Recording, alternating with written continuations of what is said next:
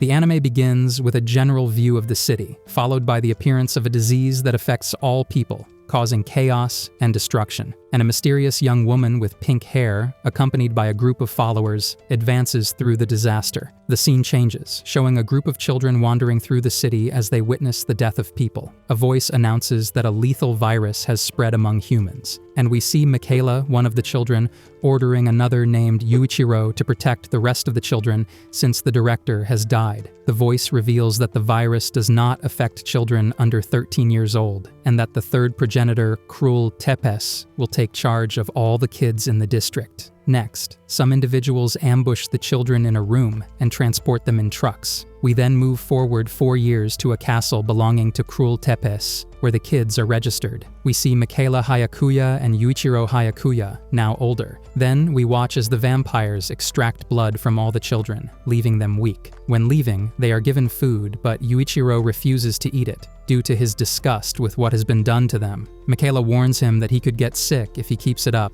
and tells him that this place isn't so bad, since they are safe and can live together as a family. However, Yuichiro doesn't share that opinion, as he doesn't want to be treated like livestock. Then, we see 2 guards stepping over some small children, which enrages Yuichiro, and he decides to confront them to make them apologize. However, he is almost killed by them until Lord Farid intervenes. Farid, who has a good relationship with Michaela, asks what's going on. Michaela explains that one of his family members is causing trouble, but still accepts Farid's invitation to go to his mansion. Farid asks if Yuichiro will come as well, which makes Yuichiro angry, and he tries to insult him, but Michaela stops him. Yuichiro gets angry with Michaela, but then Michaela explains that it's impossible for a human to physically defeat a vampire. After that, Yuichiro asks if Michaela knows the noble Lord Farid, to which Michaela responds yes, and mentions that he gets a lot in exchange for his blood, including good food. Michaela advises Yuichiro to use his head to survive in that place. However, Yuichiro approaches and punches him before leaving without saying anything. Next, we see Yuichiro lying down, relaxing, until Akane approaches to ask how he is feeling. She reminds him that he is part of a family made up of all the children from the orphanage, even if he denies it. This makes Yuichiro remember his first day at the orphanage, when Michaela extended his hand in support. Back home for dinner, his younger siblings express how much they missed him and tell him they are having curry for dinner. Yuichiro is surprised to see what Akane is cooking and asks how that's possible. Akane replies that it's thanks to Michaela, which angers Yuichiro for what he did. During dinner, Yuichiro refuses to taste the curry, while his siblings argue about whose birthday it is that day. Akane resolves the conflict by saying that today will be everyone's birthday. The children then ask Yuichiro where Michaela is, but he doesn't know what to answer. Later that night, Michaela arrives late when everyone is asleep except Yuichiro, who was waiting for him. Yuichiro tells him that next time they will use his blood to get food, but Michaela jokes about the taste of his blood and reassures him not to worry, then tells Yuichiro to prepare to fight the vampires. Yuichiro asks Michaela to stop carrying all the burden alone, to which Michaela replies to stop talking nonsense and to hold on to his words, like the other kids do, who see him as an inspiration. After that conversation, they eat curry, and Michaela gives Yuichiro a weapon to fight against the vampires and also shows him a city map he stole from Farid's mansion. He then proposes that they escape the city tonight, along with the entire family, since he has everything planned. Yuichiro opposes because of his worry about the virus, but Michaela assures him it won't affect them, since they're 12 years old. Next, Michaela orders Akane to wake everyone up to start the escape. In complete silence, following Michaela's instructions, they begin their escape, moving through the entire city. In the sewers, the children ask Michaela where they are going, and he replies that they will return to their world, where they can eat curry every day. But they are almost caught by a guard, though they manage to hide in time.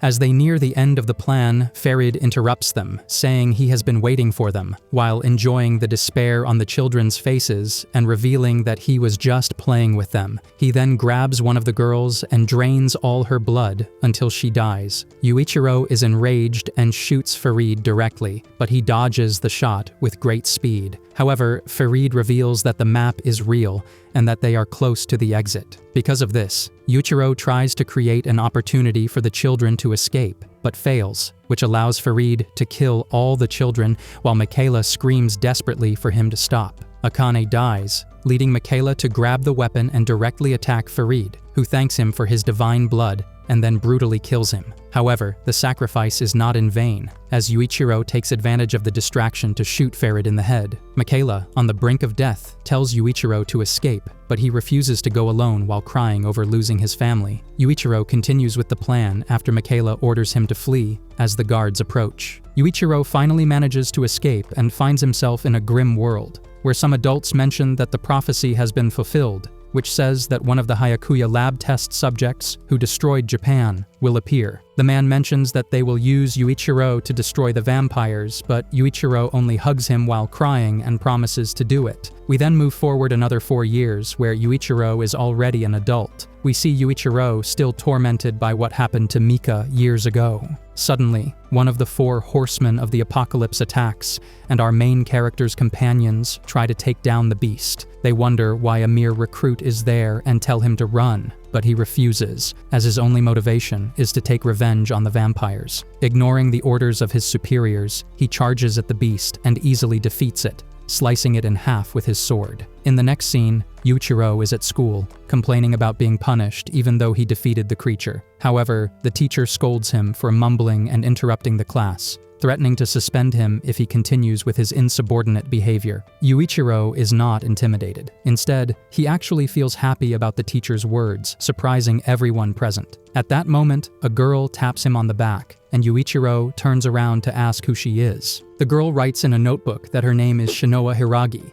and she has been sent by the army to supervise him. If he does not cooperate by attending classes, she will have to report it to the army, which will extend his suspension. Yuichiro gets angry, which also angers the teacher for being ignored. However, Shinoa points out the importance of cooperating, so he decides to obey the teacher's orders. Shinoa also mentions that if he doesn't make at least one friend, his punishment will not be lifted. Then we move to a memory of our main character, where he believed the human race had been wiped out. However, Guren Ichinose tells him those are just lies spread by the vampires, although it is true that part of humanity has disappeared. He explains that when the trumpets of the apocalypse sounded, strange monsters appeared in the world, but now the resurrection of the human race has begun. The colonel of the Japanese Imperial Demon Army, Guren, tells him that their organization will prevail and control humanity, promising that if he joins them, he can take revenge on all the vampires, while handing him a coat. In the present, Yuichiro is angry at Guren, since after all these years, he has done nothing for him. Then Shinoa teases Yuichiro for not wanting to make any new friends, but then shows some compassion for what happened to his family when he was a child, asking why he can't have friends or even a girlfriend. Yuichiro gets enraged and stands up, telling her to send a message to Guren so he can join the vampire extermination unit because he is strong enough. Shinoa replies that Guren already knew he would say that and sent him a letter. Despite Yuichiro's excitement, the letter is only a scolding from Guren, saying he must make a friend first and present them. Yuichiro gets furious and storms out of the classroom, shouting that he's tired of Guren's attitude, but Shinoa follows him because she must supervise him, even if he doesn't like it. They then see some bullies harassing a boy, but Yuichiro initially decides to ignore it. However, he changes his mind and goes back to confront the bullies for treating the boy like cattle.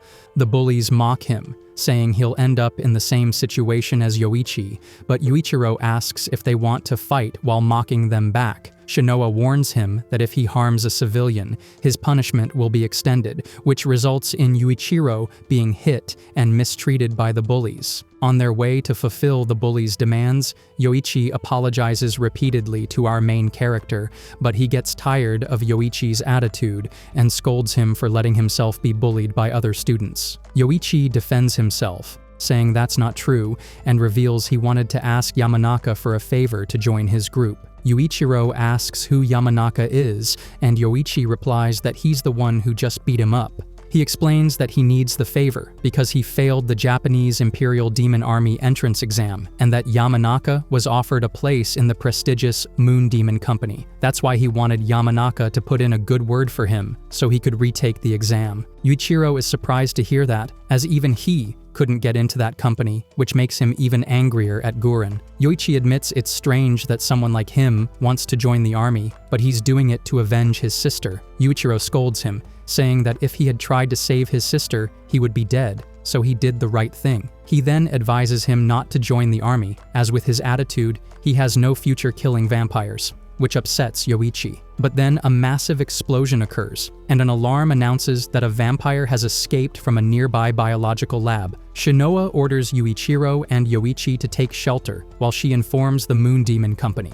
But Yuichiro says that's unnecessary, and that he will defeat the vampire himself. All the students run away, but Yuichiro grabs his weapons and prepares to fight. While Yamanaka watches, the battle begins, and Yuichiro manages to cut off the vampire's arm, telling Yamanaka to run. However, Yamanaka says he can't run, admitting that he never really joined the army and only said so to scare people. The vampire counterattacks with her now regenerated arm, giving Yuichiro trouble. But when she is about to regain her powers fully, Yoichi intervenes by throwing himself at her. Our main character thanks him and continues the battle, but due to a distraction, the vampire manages to throw him out of the window, although his sword pierces her in the process. The vampire mocks such a small wound, but at that moment, Guren appears and defeats her.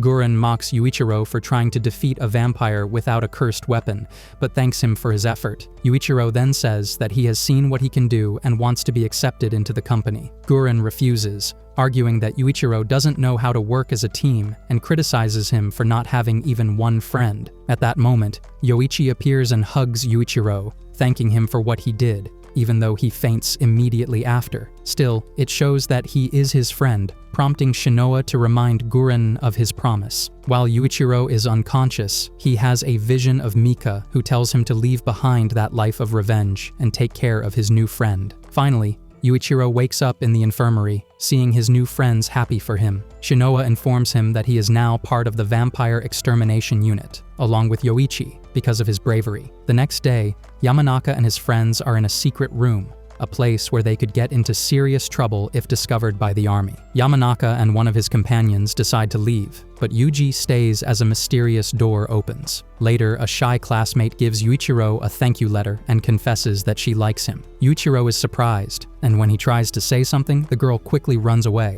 Shinoa, who was watching from a distance, approaches and teases him about being such a ladies' man now, but points out he is still a virgin. Shinoa says that this is a bad thing because the army actually encourages romantic relationships to repopulate the human race and regain dominance in the battle against the vampires, so they need to have many children. Although Yuichiro doesn't seem interested in that, he asks Shinoa why he still has to attend regular school if he has already earned a place in the vampire extermination unit. Shinoa replies that he can take those complaints directly to the lieutenant colonel. Yuichiro gets angry, saying that Guren is never in his office, so he can't do that. Shinoa calms him, saying yelling at her won't help, and that his training has already begun. Then she shows him the demon she has made a pact with, named Shikama Doji. She also shows him her demon weapon, which she uses to fight vampires, leaving Yuichiro amazed. After witnessing it, Yuichiro says that with a weapon like that, he could defeat the vampires. Shinoa tells him that even with such a weapon, he wouldn't be able to beat them without help, so he needs to learn how to work as a team. Yuichiro interrupts her and challenges her to a duel for her sword so that he can avenge his family, but Shinoa answers that he can't use a demon weapon bound to someone else. Yuichiro then tells her to show what she's capable of, starting a fairly even fight. Shinoa tells him it's foolish to try to fight her demon weapon with a regular sword while launching special attacks with her weapon, easily defeating him. Instead of getting angry, Yuichiro is fascinated by what he sees. Afterward, as they walk through the school hallways, Yuichiro comments that with a weapon like hers, defeating vampires must be easy. Shinoa responds that it's not, since vampires are also armed on the battlefield, and that's why Guren insists so much on teamwork.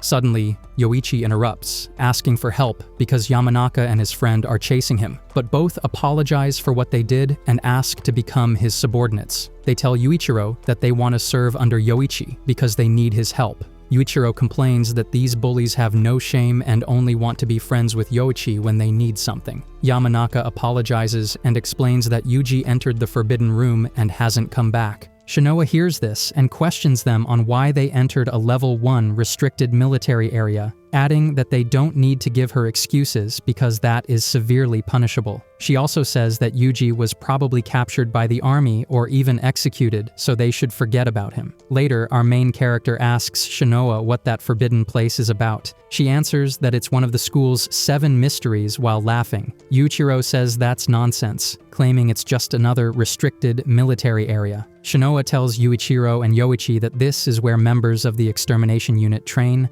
and that only authorized personnel may enter because there is a risk of being possessed by a demon. Yuichiro is surprised to hear this, but Shinoa tells him that he needs to accompany her for the next step in his training. They head to the underground sanctuary, a system of tunnels originally built for flood prevention, but now used for training, just like the entire school. This place recruits people who are unaffected by the demon's malignant aura. Shinoa finally admits that the entire school is actually a large-scale human experimentation lab. They then reach the door through which Yuji disappeared. Shinoa explains that only selected members of the extermination unit or those chosen by a demon can pass through. But Yuji was not chosen, which means his heart must have been devoured, turning him into a human-eating demon. Shinoa says she will show them the power of her demon weapon, but Yuichiro rushes ahead, determined to defeat the demon to gain more power for his revenge. Yuichiro enters the forbidden room and finds many weapons left behind by the fallen and, in the center, Yuji possessed.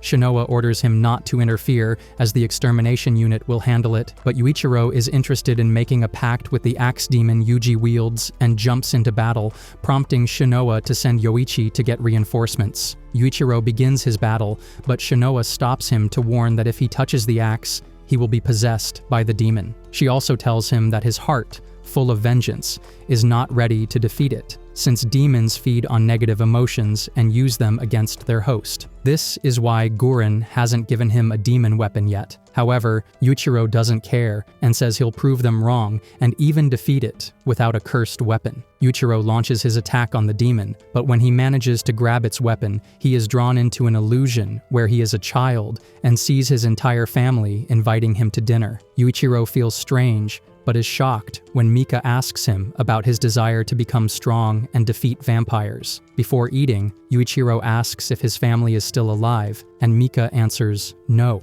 Meanwhile, everyone blames him for abandoning them when the vampire killed them. The demon, using Mika's image, tells him it will grant him power for revenge if he opens his heart. The demon believes Yuichiro is giving in, but Yuichiro realizes this can't be real because Mika would never ask him to seek revenge, breaking the illusion and threatening the demon. Yuichiro angrily asks how dare it impersonate his family, which forces the demon to reveal its true form. Yuichiro then wakes up, not knowing what just happened. Shinoa explains that he was under a demon's illusion but managed to exercise it with his own will. Yuichiro asks if he finally got his weapon, but Shinoa tells him not yet. Gurren will be the one to assign it. Yuichiro laughs, saying Gurren now has to acknowledge his strength since he defeated a demon. Shinoa confirms that he must now attend the extermination unit training school. Hearing this, the main character gets very excited and proudly accepts the challenge of learning how to kill vampires. Meanwhile, Farid is alive and having a conversation with Mika, who also survived and has become a vampire. Farid reports that they have found Yuichiro and that the humans are using him. One night, a horseman of the apocalypse suddenly appears, causing destruction and terror among the people. However, Michaela steps in its path with his demon sword and easily defeats it with a single strike. The people are shocked and rejoice at having a protector, but Michaela's comrades mock them, knowing they are only gathering more livestock. During the conversation, they question Michaela for becoming a vampire by drinking the blood of the third progenitor, Cruel Tepes. One of the vampires despises Michaela, calling him just as miserable and greedy as humans. Michaela replies that they can do as they wish since he is not seeking glory. After this, the vampires announce to the district population that they are now under their control and protection. Michaela saves a young girl who later approaches him to offer her blood as thanks, triggering a memory of Michaela before he lost his humanity when he spoke about his escape plan to Yuichiro and what happened afterward when he escaped. After his escape, guards arrived and cruel Tipes appeared, claiming Mikhaila as her own and asking Farid what had happened. Farid praises Cruel's appearance, but she rejects him, believing he is only interested in political power. The queen questions Farid for allowing the Seraphs to escape and leaving one on the brink of death. Farid denies everything and threatens to speak to the council about his research into the Seraph curse,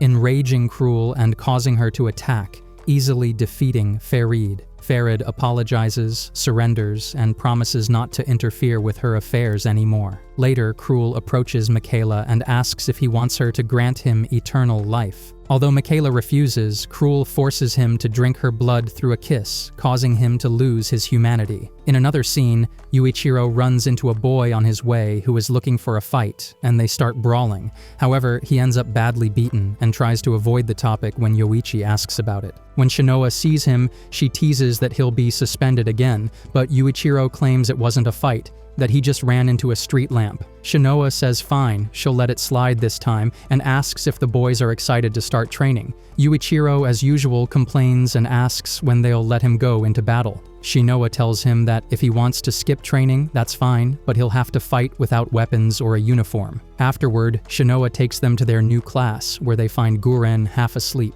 The lieutenant colonel introduces them as transfer students and forces them to introduce themselves. Yuichiro starts his introduction by saying he's not there to make friends and has no intention of getting along with anyone, ending by saying everyone is wasting their time because the most powerful weapon will belong to him. Guren scolds him and sends him to his seat in class. When he gets there, he finds that his seat is taken by the boy he fought with earlier. Guren is confused about Kimizuki being there since he was assigned to the regular school under Shinoa's supervision.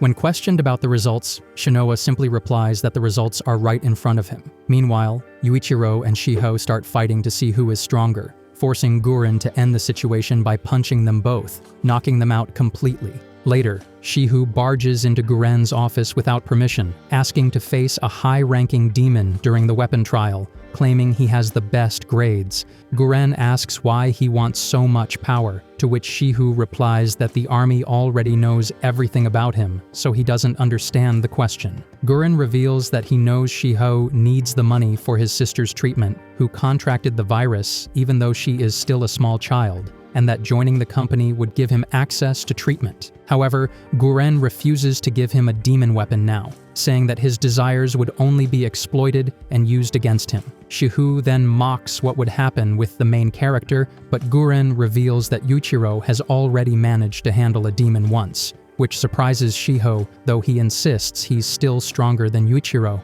Guren responds that strength alone isn't enough because without friends, nothing can be accomplished. The students are then informed they must pass a preliminary exam before the demon weapon aptitude test. The first test is in pairs, so Shinoa teams up with Yoichi, while Yuichiro is forced to partner with Shihu. They are first attacked by enchanted puppets, but due to their lack of teamwork, they fail the test and lose points.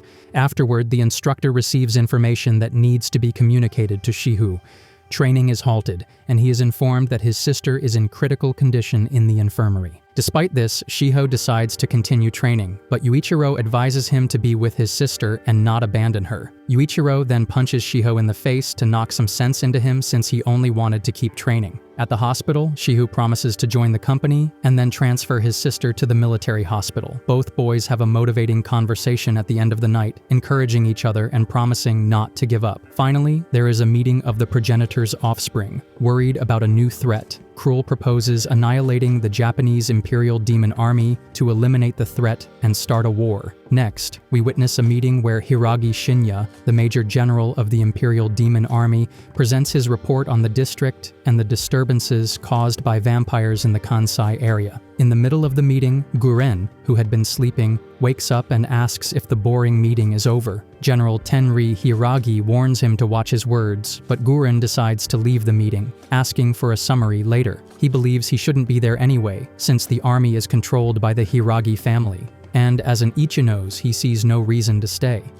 Finally, he leaves. On his way out, he complains about the boring meeting, but suddenly Yuichiro appears and attacks him, yet Guren easily repels him. He mocks him, saying he's as predictable as ever and wants to have some fun fighting him. Yuichiro, furious, questions why he disappeared for 10 days without giving him his demon sword. Gorin decides to give him a quick answer to avoid drawing the Hiragi family's attention. So, he proposes signing a contract with a demon to then send him to the battlefield, but also warns him that if he dies, he won't take any responsibility. Yuichiro can't believe what he's hearing, but accepts excitedly. Before leaving, Guren hits him on the head and warns him not to try kicking him in the face again. Later, Yuichiro meets Shinoa, who asks what happened to his head and if he skipped class to go fight. He replies no, but she already knows the truth and says Guren doesn't know how to control his strength. Still, she congratulates him because he finally got permission to make a contract with a demon. That night, Mikaela is with Farid, who tells him that the time may have come to meet Yuichiro again, but Mika ignores him and walks away. He roams the city, heading to his old home, only to discover it is now inhabited by other children who are terrified at the sight of him, forcing Mika to leave. The next day at the academy, the results of the written exams determining each person's demon weapon rank are handed out. Yuichiro tries to hide his grade, but Shinoa snatches it from his hands to tease him. She tells the group that Yuichiro has achieved a legendary score only geniuses can get, a 0. This shocks everyone, but he gets angry at Shinoa, who says she only did it to help him become popular. However, Yuichiro repeats that he doesn't need friends or companions to achieve his goal. She teases him, saying he sounds like a 3-year-old. Then Yoichi cuts in, saying maybe Japanese just isn't his thing. Afterward, Shihu mocks Yuichiro, but he questions him back, asking to see his grades. Shihu shows he got a perfect score and even wrote in 3 different languages. This leads to a fight, but Yoichi and instructor Sayuri try to break it up. Guren arrives and calls out Yuichiro, who questions him about his promise to give him a demon weapon. Shiho interrupts by punching him and asking the lieutenant colonel to explain why he had been gone for so many days. Guren mocks the young ones for thinking they're ready for demon weapons, but the boys start arguing again and hit each other. Meanwhile, Guren asks Sayuri for her opinion on whether they're ready to resist the temptation of demons. She responds she's not entirely sure, but says both are stronger than she was at their age and that Yoichi is surprisingly the one with the highest resistance to demons. Guren then attacks them to see if they're truly ready, saying if anyone dies, it's their fault for not training enough. Many are affected by Guren's attack, including Shiho, but Yuichiro and Yoichi feel nothing. Guren congratulates them for staying conscious, since it means they have the potential to make a contract with a demon if they keep training. He praises even more those still standing, as they now have the chance to face a demon and obtain a demon weapon of the same rank as his, the Black Demon series. The lucky ones are Yuichiro, Shiho, Yoichi, and Shinoa, though Guren says he would have preferred if Shinoa had passed out. As they head out to face the demons, Sayuri tells Guren that maybe it's not a good idea for Yoichi to participate, but he replies not to worry and that if Yoichi isn't strong enough, he'll die, because the world is cruel. He then asks Yoichi if he's willing to risk his life to avenge his sister, and if not, he should leave. The others advise Yoichi to back out, but he refuses, choosing to stay to protect the ones he loves. While descending in an elevator, everyone tries to calm Yoichi since there's no turning back now. However, Shinoa questions Shihu if he's sure about this, since earlier he could barely stay on his feet, holding onto the table. Guren then scolds Yuichiro for being too confident, warning him this demon is nothing like the one he defeated before. Finally, they arrive at the place where the weapons that house the most powerful demons are located. Yuichiro asks what they need to do, and Guren tells them to choose whichever weapon they like most and step into the ritual circle. As soon as they touch the weapon, the ritual will begin. If they defeat the demon, its power will be theirs. But if they lose, they will either turn into demons or die. Either way, they die. The first to start is Yuichiro, who steps forward with determination and demands the demon give him its power. We now find ourselves in Yoichi's memory, where he remembers that the vampire who killed his sister is named Lacus.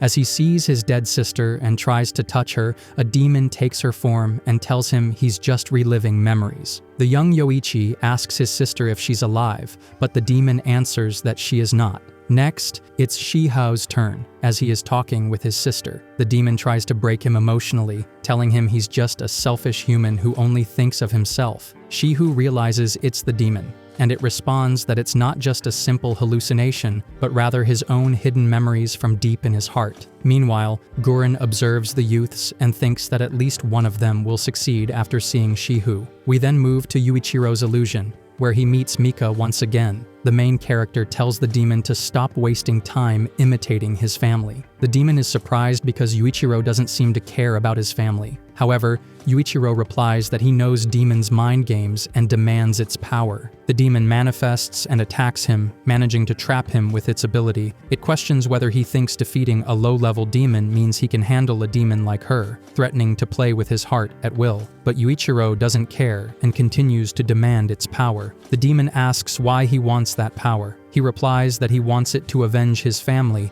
and the demon agrees to grant him infinite power, but warns it won't be enough. While taking Akane's form, it tells him he must give his life to vengeance and tries to make him feel guilty for abandoning his family. It also tells him to renounce love and never replace his old family with new friends, forgetting about them entirely. Yuichiro yells at the demon to shut up, and when it doesn't, he furiously demands its power to protect those he cares about. Finally, the demon accepts him, but only as long as his heart remains strong. If he ever hesitates, the demon will take control of his body, then introduce itself as Asuramaru. Before leaving, it reveals that Yuichiro isn't completely human. At least a tenth of him is not, although the main character doesn't understand what that means. Asuramaru reveals its true form and seals the deal. After waking up, Yuichiro is mocked by Shiho for taking so long. Yuichiro asks about Yoichi, but they tell him he hasn't woken up yet.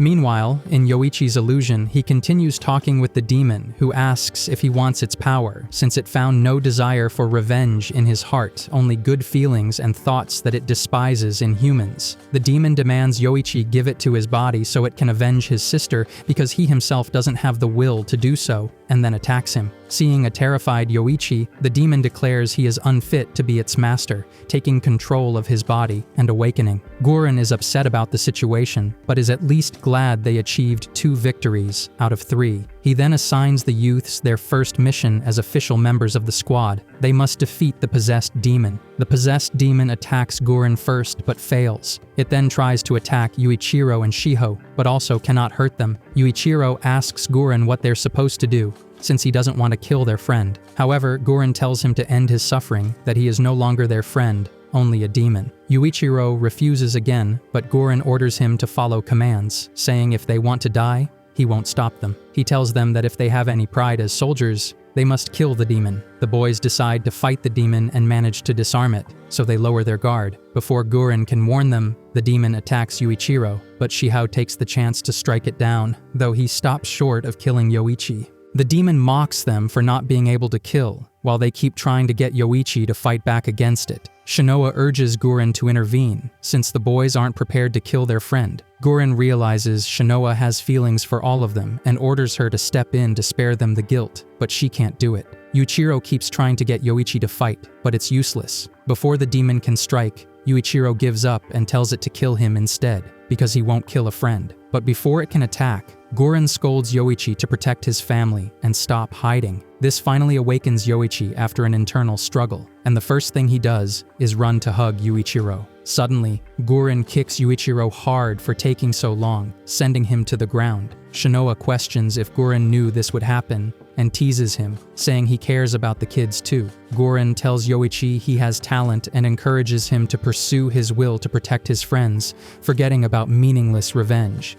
Yuichiro must do the same, forgetting about his old family, and now must risk his life for his new family because there's nothing in the past for him anymore. Finally, Gurren informs them they'll be deployed to the battlefield in Kansai, as vampires are planning to conquer Shinjuku. We then move to a plane full of vampires, including Mika, heading toward Shinjuku City. At night, Yuichiro sleeps, but he is tormented by a dream in which Mika blames him for abandoning him. He wakes up and feels excited for the day he has long awaited. It's finally time to kill vampires. Next, he rides the subway with Shinoa, who will be accompanying him that day. During the ride, she gives him the day's orders, but all he cares about is beginning his revenge.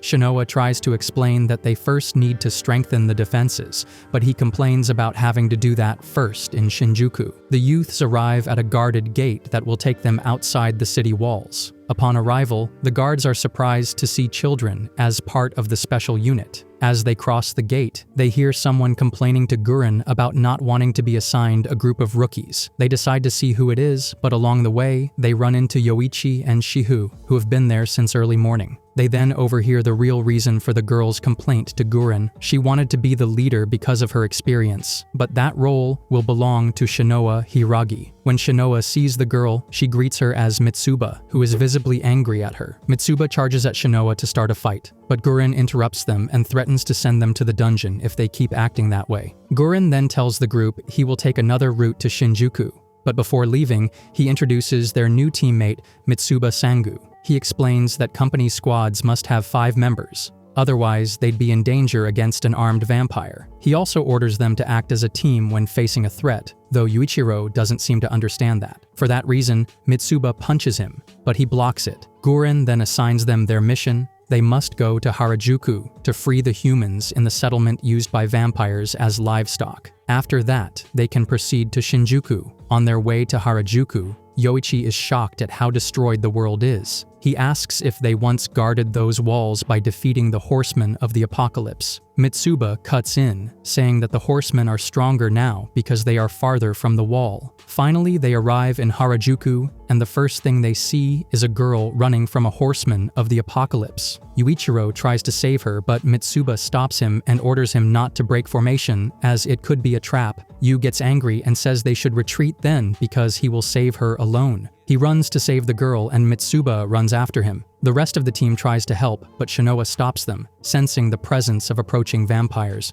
She says they used the girl as bait. Yuichiro T saves the girl just in time, and Mitsuba finishes off the horsemen of the apocalypse, which triggers the vampires to reveal themselves and attack. Yu faces 3 vampires, and when they manage to injure him a bit, he, feeling cornered, asks to borrow Asuramaru's power. This surprises the vampires, and then Mitsuba warns him that another attack is coming from the horsemen of the apocalypse that hadn't died. Shihu protects him, then Yoichi protects Shihu, and finally Mitsuba kills the creature. We see the vampires deciding to retreat and call for reinforcements, because these kids are part of the vampire extermination force. But Yuichiro surprises them with an attack. Still, Mitsuba orders the team to withdraw. Before they can leave, the vampires mockingly say they won't let their livestock go. This enrages Yu, who is about to attack, but Shinoa orders them to retreat because they're in enemy territory. That night, Mitsuba punches and scolds Yuichiro for endangering the entire team with his reckless actions. Yu admits his mistake but says he has no regrets. If it makes her feel better, she can hit him as much as she wants. She tells him she hates people like him because they lead their teams to ruin. Afterward, they hand the girl over to the army so she will be safe. Finally, Shinoa tells Yu that Mitsuba is like that, but he should treat her kindly because she has a painful past.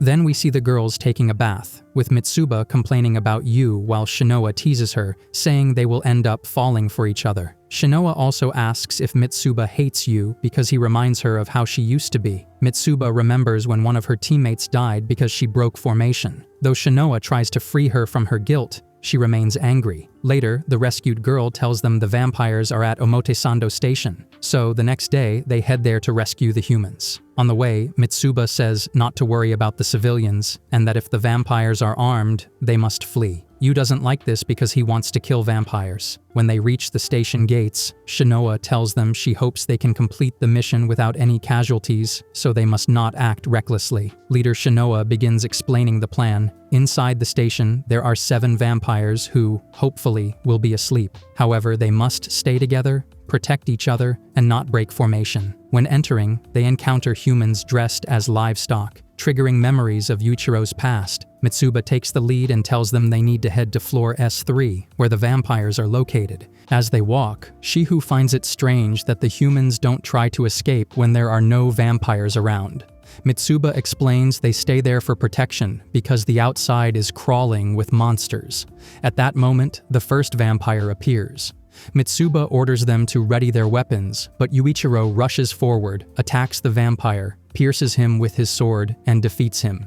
Mitsuba scolds Yu, but he argues that it wasn't reckless because he waited for all the orders and took the opportunity to attack an unarmed enemy. Plus, he saved Mitsuba from a surprise attack from behind. Yuichiro gets excited about fighting vampires and charges at them as his enemy mocks him. However, he defeats him in a single strike before he can even finish speaking. Mitsuba is surprised by Yu's strength, and Shihu comments that he is still weaker than him. That's why Yu suggests they fight one-on-one right then, but Mitsuba orders them to stop fooling around. They continue through the station but are ambushed by their enemies since there are more than 5 remaining vampires. Mitsuba is the first to be captured and realizes they used the girl as bait to give them false information. She orders her teammates to retreat, but Yuichiro refuses to leave her behind and tries to rescue her. As he moves toward her, the rest of the team fights the vampires. Yu reaches Mitsuba and saves her, cutting the vampire holding her hostage in half. Then Yu tells the vampires that if they thought humans were disgusting, they should wait and see how humans willing to do anything to protect their loved ones can defeat them.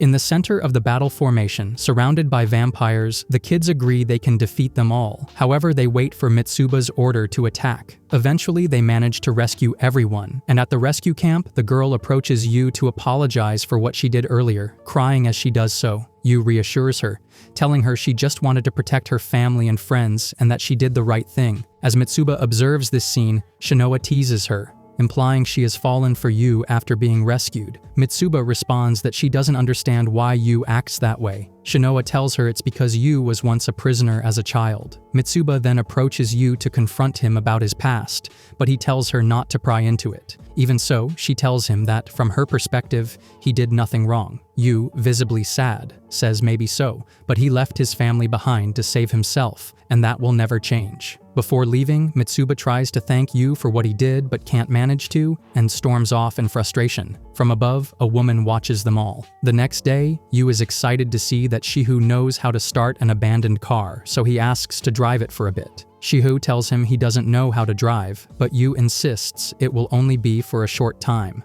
However, Shihu refuses, saying he will teach him later. Then the kids gather for lunch as Shihu tells them he managed to start the car. But Yu ignores what Shihu is saying and steals the car, nearly running him over after crashing it. Yu tells Shiho to get in the car and claims he'll drive them to Shinjuku, infuriating Shiho. While the others watch from afar, Shinoa tells them to get into the Shinua Mobile to head toward Shinjuku. Although everyone wanted to drive, after some teasing about Shinoa's height, Shihu ended up driving. As they move forward, they hear noises and assume they are horsemen of the apocalypse, so they shouldn't worry. However, Mitsuba informs them that the noises are coming from the city, and Shinoa orders them to stay alert. When they turn a corner, they arrive at Shinjuku's walls and see the city is destroyed. Right in front of them, they see a noble approaching, and Yu orders them not to stop the car, but to run him over. However, the vampire stops the car with one hand and draws his sword to defend against their attacks. Shinoa worries about his power and warns the kids to be careful because he wields a high-ranking weapon. At that moment, the vampire seizes the chance to attack Shinoa, but Yu saves her just in time. Shinoa thinks that, to defeat him, they'll need Yu and Shihu to face him one-on-one while the others provide support. However, 2 more vampires appear as backup, so Yu suggests retreating. Shinoa tells him that's not possible, so they must use all their demonic power to fight, even if it might kill them. Yu smiles and promises he won't let anyone die. After all, that's why he has Asuramaru's power. Then one of the support vampires asks Lord Crowley what he's doing there, and he is informed that Farid is requesting him at the front lines. So, to avoid keeping him waiting, Crowley tells the kids he will let them go. Shinoa sighs in relief when he leaves, but Yu is filled with rage at the vast difference in power between them. Shinoa tells him that if he learns some spells, that gap will narrow. Yu demands she teach him, but she refuses because it would mean only he would be fighting vampires head-on while the others would die. Instead, she urges them to work as a team, though she's glad Yu at least suggested a retreat. We then move to Shinjuku's defenses, where the army struggles to hold off helicopters full of vampires. Managing to shoot down a few helicopters, they receive orders to hold out for the 4th wave, and to resist as long as possible. Otherwise, Shinjuku will fall. But then they see a plane heading straight toward them, not knowing it's loaded with explosives. This allows the vampires to breach the city walls. We then see the kids arriving in the city, witnessing all the chaos inside since the west wall has fallen. Suddenly, 2 helicopters appear and attack their position with missiles, but they manage to take cover in time. When Yoichi sees that the helicopters are shot down with arrows, he asks if the rest of the army also carries cursed weapons. The girls explain that those are rune weapons, similar to cursed weapons, but simplified. Then Yu notices another helicopter heading straight toward them to attack again. But once more they manage to take cover. From that same helicopter, hundreds of vampires descend, so they join the army to fight back. After a fierce battle in which the kids work as a team, they manage to defeat all the vampires. Corporal Nagai thanks them for their help and is relieved to learn that they are part of the Moon Demon Company. As the kids observe the situation and conclude it's worse than reported, the corporal informs them that vampires have breached the west wall, so he needs their help to fight them back. Yu responds that that's exactly why they came, and the corporal begins transporting them to the western combat zone. From the top of a building, Gurren sees that things aren't going well, and wants to know who is in command, managing to spot Michaela alongside Farid, who detects him from far away. But Sayuri tells him to stop wasting time, to which Gurren replies he's doing it to secure observation points, since the vampires will likely send someone to do the same. At that moment, a vampire tries to attack Sayuri from behind, but Mito arrives just in time and kills the vampire, followed by the arrival of Gurren's entire squad. Gurren asks Shigure how Yu and the others are doing. She informs him they've already arrived in the city. Gurren tells his group they need to defeat the enemy commander so the battle can turn in their favor. Meanwhile, Farid asks Mika if seeing Tokyo again makes him feel nostalgic, then asks if he isn't thirsty since he should take advantage of the battlefield to drink blood. Farid reminds him of what happened to his family, and Mika becomes angry with himself for not being able to protect them. We then go back 4 years, where Krul forces Mika to drink blood to gain power and eternal youth. But he refuses, preferring to die rather than become a vampire. Krul tells him it's too late for that. If he dies now, he'll just become a stupid demon. Mika continues refusing, so Krul offers him her own blood, which he rejects at first, but he can't resist for long and starts drinking her blood. Krul is pleased, saying Mika will now be her pet for all eternity. Back in the present, Mika carries Krul's blood, which will only last him 10 days, so he must find Yu before it runs out. As it begins to rain, Nagai informs the kids they will arrive at the defensive line in 15 minutes. Shinoa then tells the kids they'll begin their first training lesson since, according to Mitsuba, in their current state they'll be useless on the front lines. They need to take pills provided by the army to enhance their power and demon synchronization, boosting their strength by 1, 5 times with 1 pill, or 1, 8 times with 2. Yu gets excited, thinking that if he takes many, he'll become super strong, but Shinoa warns that taking more than 3 will liquefy his internal organs. The girls add that the effect only lasts 15 minutes and takes 10 seconds to kick in, leaving them vulnerable afterward. Yu asks if that means he'll be able to use the full power of his cursed weapon, but Shinoa answers no. That requires studying and practice, but there's no time for that now. Before they arrive at their destination, they are attacked, and Yu sees the corporal injured, so he rushes to save him. The kids work together to perform the rescue, but even so, the helicopter fires missiles that cause Yu, Shinoa, and the corporal to fall into a subway tunnel. As they come up with a plan to help the corporal, they hear Shiho's voice from the other side of the rubble, telling them that they also fell into the tunnel. However, they have a way out. Yu orders them to head for the exit while he and Shinoa search for their own.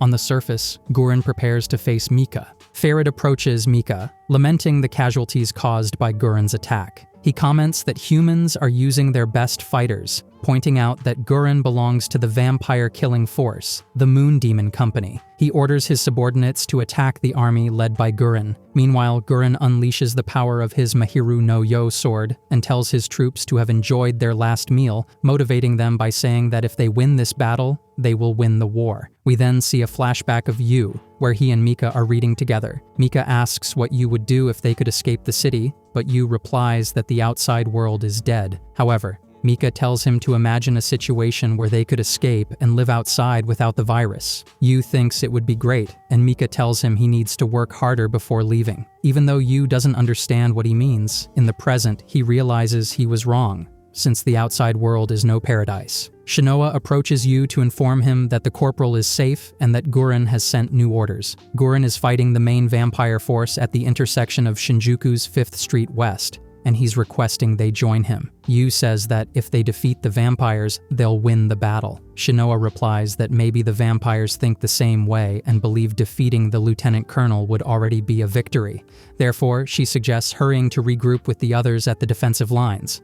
On the way, they hear injured soldiers expressing doubts about the extermination force and asking for help, since they're just kids and are expected to be defeated soon. Yu approaches and asks where they are so he can go help his friends. The soldier informs him they are at Shinjuku Central Park. Yu tells Shinoa that he and she will take care of that and that the platoons should head to the defense line. Shinoa tries to stop Yu, as they shouldn't act based on assumptions about where their friends might be, and their priority should be reinforcing Gurren since they are the only ones who can help him. Yu ignores her and keeps walking towards Central Park. At the defense line, Gurren and his comrades fight against countless vampires. Gurren complains about the endless waves of enemies. Sayuri suggests that she and Mito cover him so he can attack the vampire commander. Meanwhile, Farid comments that everything would be more interesting if Crowley had arrived on time, ordering Lacus and Renee to distract everyone except Gurren. He tells Mika it's time to show his power as they prepare to attack Gurren together. However, Mika says he will handle the arrogant human who attacked him with his sword by himself. Back with Yu,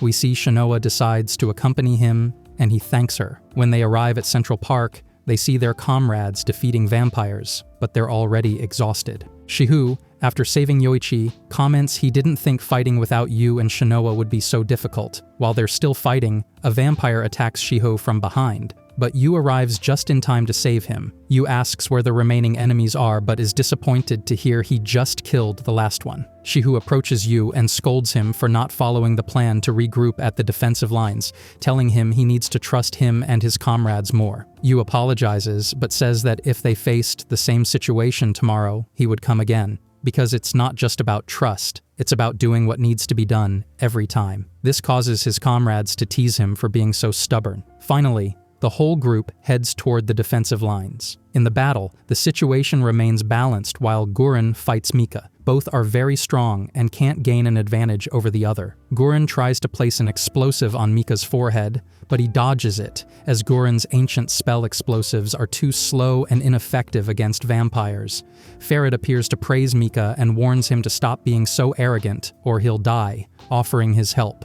But Mika refuses, claiming he won't lose. However, Mika doesn't notice he's standing over a trap prepared by Shigur. Gurren then orders his team to begin a coordinated attack. Shigure and Goshi strike, but their attacks miss. When Gurren is about to kill Mika, Farid saves him at the last moment, telling him he now owes him one. Gurren is thrown back by Farid's strike and complains about his overwhelming power. Farid suggests teaming up with Mika, but Mika refuses, saying he now knows his enemy's moves. Mika readies his sword and prepares to attack, so Gurren decides to take a second power pill, despite his companions warning him it could kill him. Gurren asks Mika, as a gentleman, to give him 20 seconds to take the medicine. However, Mika attacks him directly and warns that he will stop holding back, threatening to kill him. But they aren't fast enough and Mika stabs Gurren with his sword. This enrages Yu, who can't see the face of the one who injured Gurren, and he stabs Mika, shocking both Mika and Yuichiro as they finally come face to face. None of the kids can believe what's happening.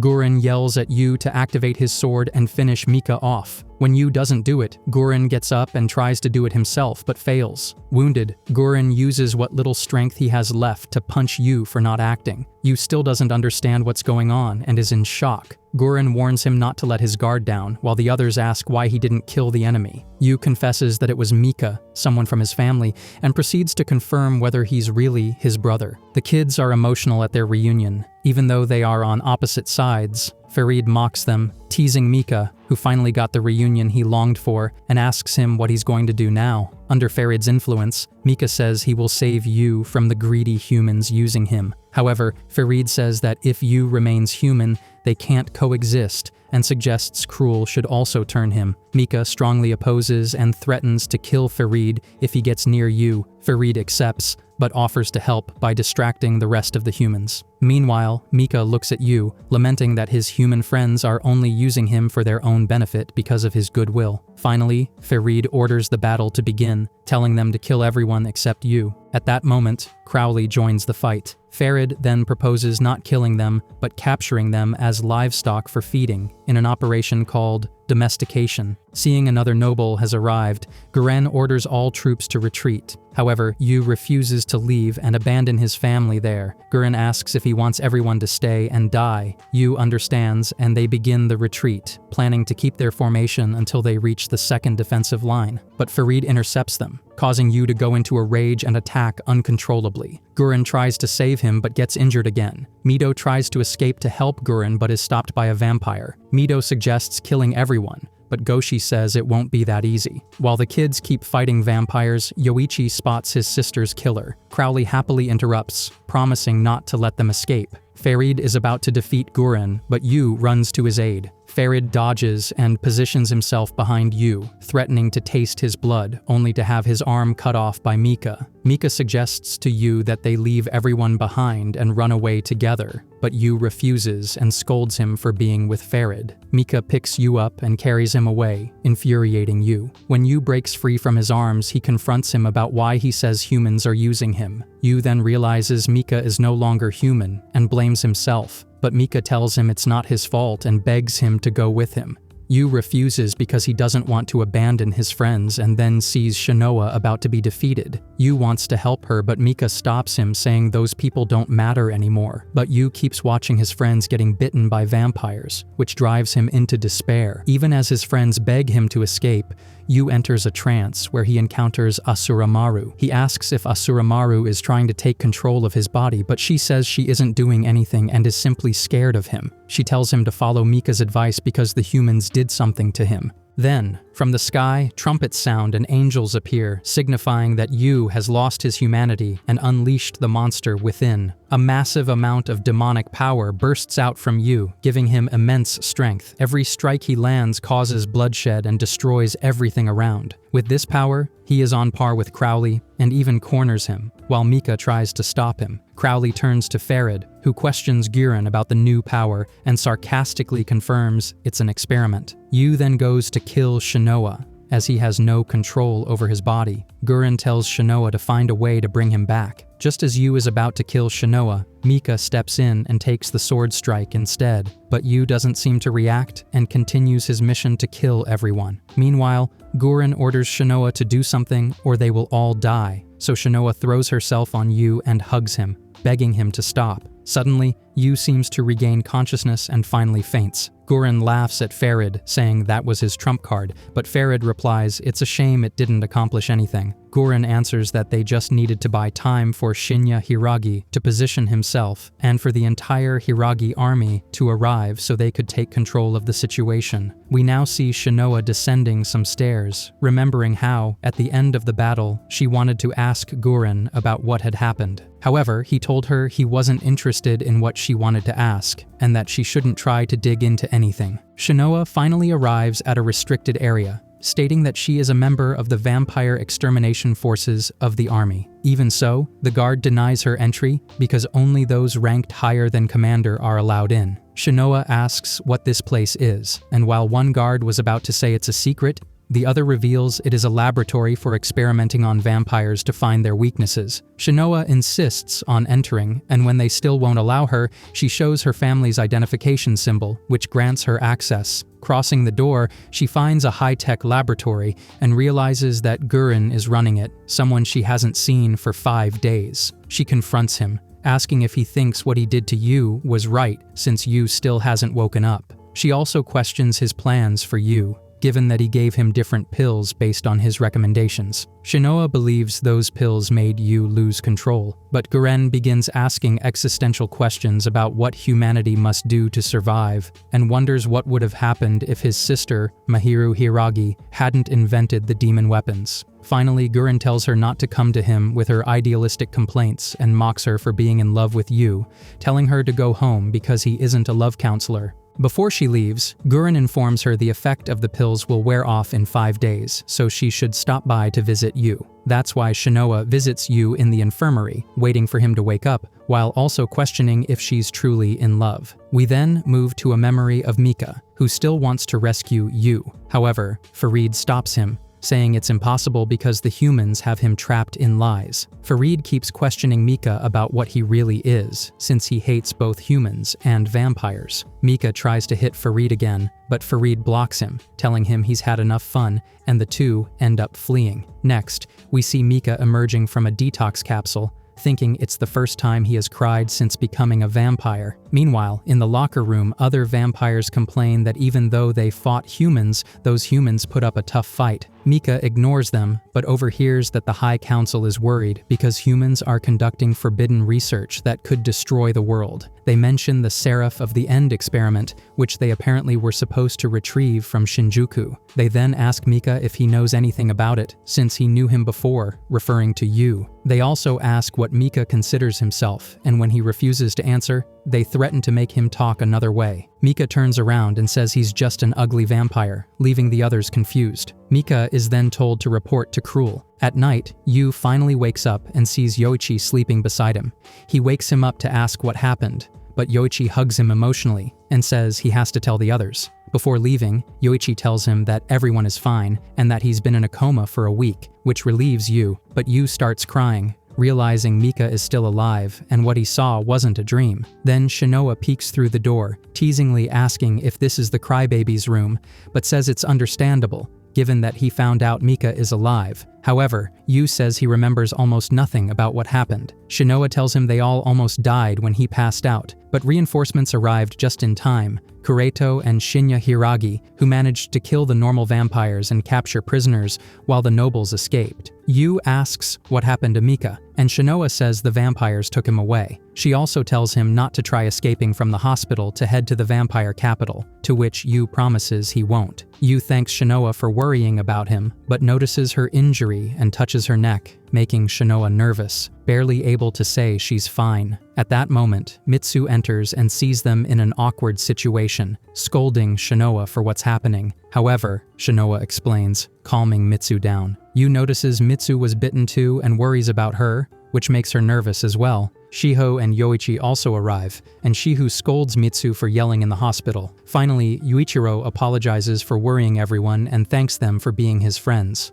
But the kids start teasing him, not believing what they're hearing, and tell him they're sorry for not being able to rescue Mika right away since they were ordered to rest. But the main character says it's okay and not necessary right now. As they talk, we see what each key player in this war is doing. In the end, our main character looks out the window, thankful for his luck and promising to save Mika. Meanwhile, Mika in the vampire capital promises to save Yu as well. Finally, we see Farid showing his contempt for both humans and vampires alike as he hands over his research to someone mysterious. A new day begins. We see Shinoa fighting against Gurren, using her demonic power to the fullest. She manages to dodge his attacks and position herself behind him.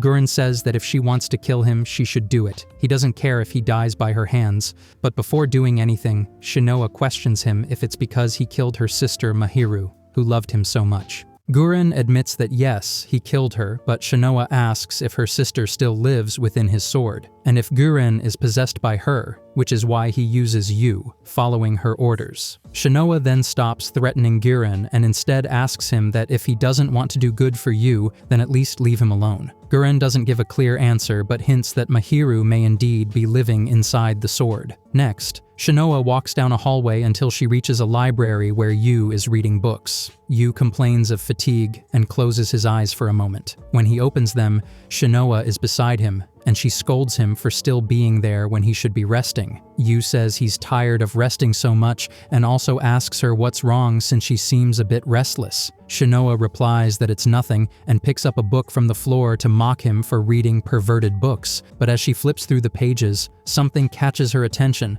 and surprises her. Before leaving, she tells Yu that if he's trying to turn Mika back into a human, she has information that might help him. Yuichiro is surprised and begs her to tell him that information. Shinoa teases him for being so obedient but explains that it's rare for a human to be turned into a vampire, since only nobles are allowed to turn humans into vampires, meaning Mika was chosen. Yu assumes it must have been Farid who chose to turn him, and although it bothers him, he's grateful Mika is still alive. He then asks Shinoa if she knows how to make a vampire human again. She says she doesn't. Our main character is disappointed by that answer, but at that moment, moment, they hear that Yu is being called to the executive room. He thinks it's Guren calling him, but Shinoa corrects him, saying that it's apparently the Hiragi family who wants to see him, advising him to hurry up. Before leaving, the main character remembers that Shinoa is also a Hiragi, so he asks about the family. She teases him, but tells him the Hiragis are full of horrible people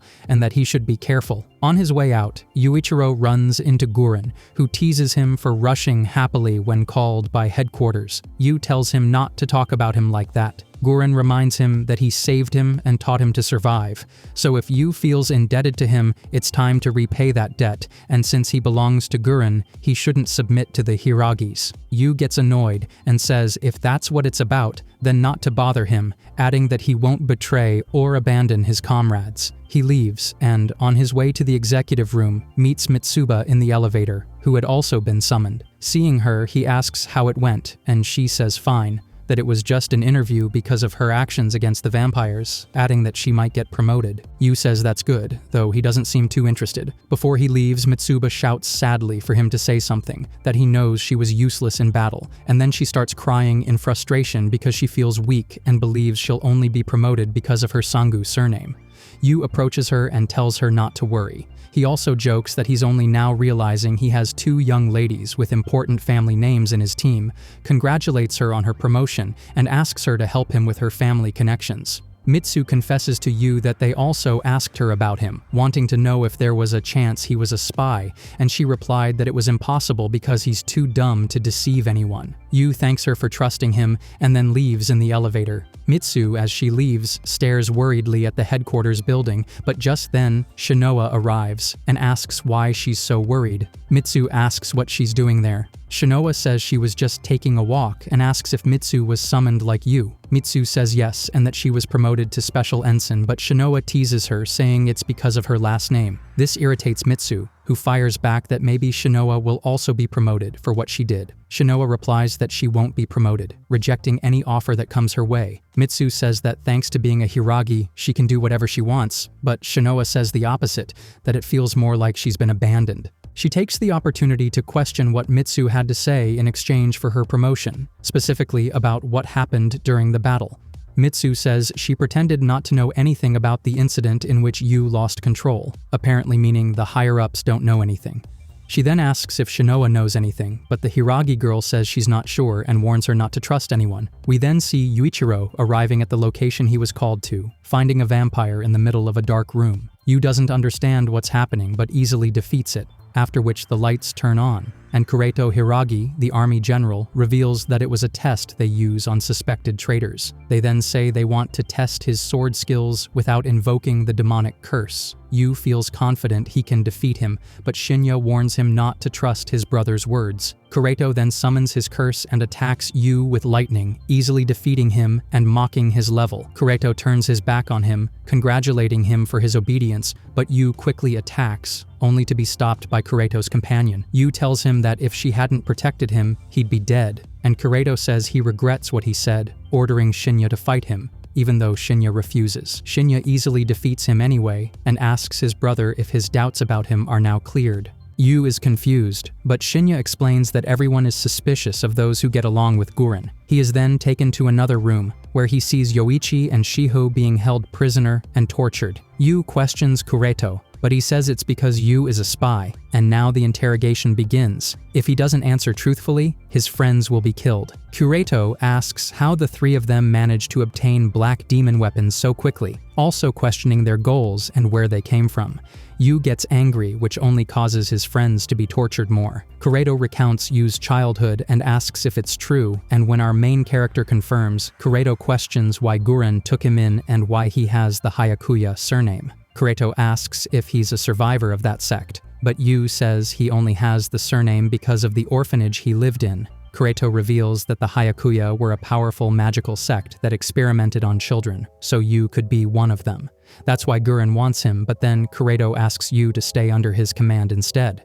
Yu asks him to release his friends and remarks that Guren doesn't do these kinds of things, so he won't be like him. Finally, Yu leaves with his friends, where Mitsu and Shinoa are waiting outside. worried. Yu then spots Guren and questions him about all the information Kureto gave about the experiments. Guren confirms it and confesses that he doesn't save anyone he can't use. Yu thanks him for saving him and asks if Mika would also be useful. If so, then to help him save him. Guren replies that the entire team is family, so they will save his family. In the next scene, we see Mika in bad shape from not drinking blood, so Farid offers him a child. Mika manages to resist, which surprises Farid, who then invites him to participate in the Council of Ancestors the next day. At night, Yuichiro's team gathers to teach him how to properly use his demon gear. Mitsu and Shinoa try to make sure Yuichiro and Shiho use their weapons correctly, but they warn them not to both fail at the same time, because if their demons go berserk, the two of them won't be able to do anything, and that's why they're outside the wall. Then Yoichi warns the group that 5 horsemen of the apocalypse are heading toward their position, but Yoichi shows his strength by defeating all 5 horsemen at once, surprising the entire team.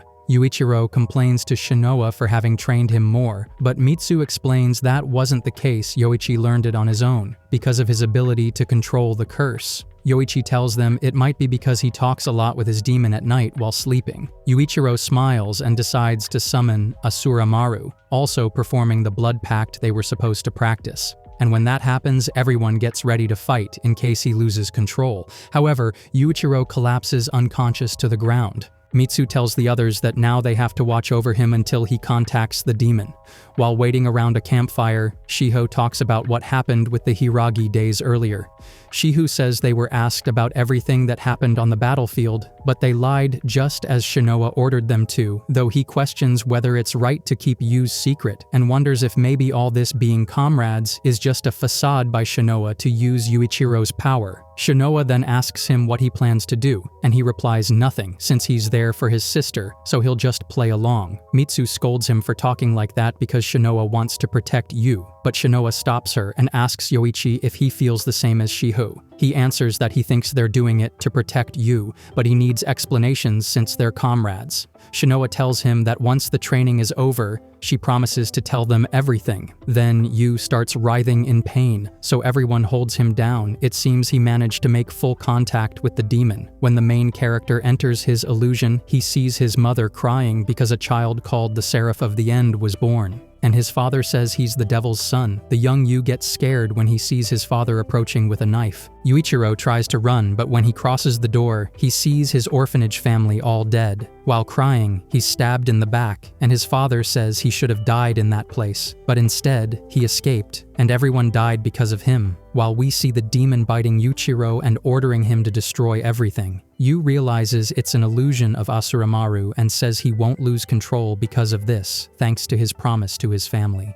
The demon then takes Mika's form, who asks him to defend their family together, and Yuichiro promises to save him. Yuichiro manages to wake up from the illusion and faces Asura Maru, who says she thought she had already won, but Yu tells her that he already knows what she's like. Asura Maru replies that he can't fool her, and that he is a devil abandoned by his family. But Yuichiro responds that as long as Mika and the others need him, he doesn't care about being a devil. Asura Maru congratulates him on becoming stronger, but is annoyed by how arrogant he is, so she decides to attack, but Yuichiro throws down his sword and says he doesn't want to hurt her because he needs her help to save Mika. The demon asks what she gets out of it, and Yuichiro replies that they'll be partners and she won't have to live a life of loneliness. Finally, Yu wakes from the illusion and asks his teammates if he caused them any trouble. They reply yes, but are glad he's back and ask if he succeeded. Yuichiro confirms he did, and Mitsu says she feels tired, so Shihu's training will have to wait until next week. Even though Shihu gets angry, everyone agrees with Mitsu.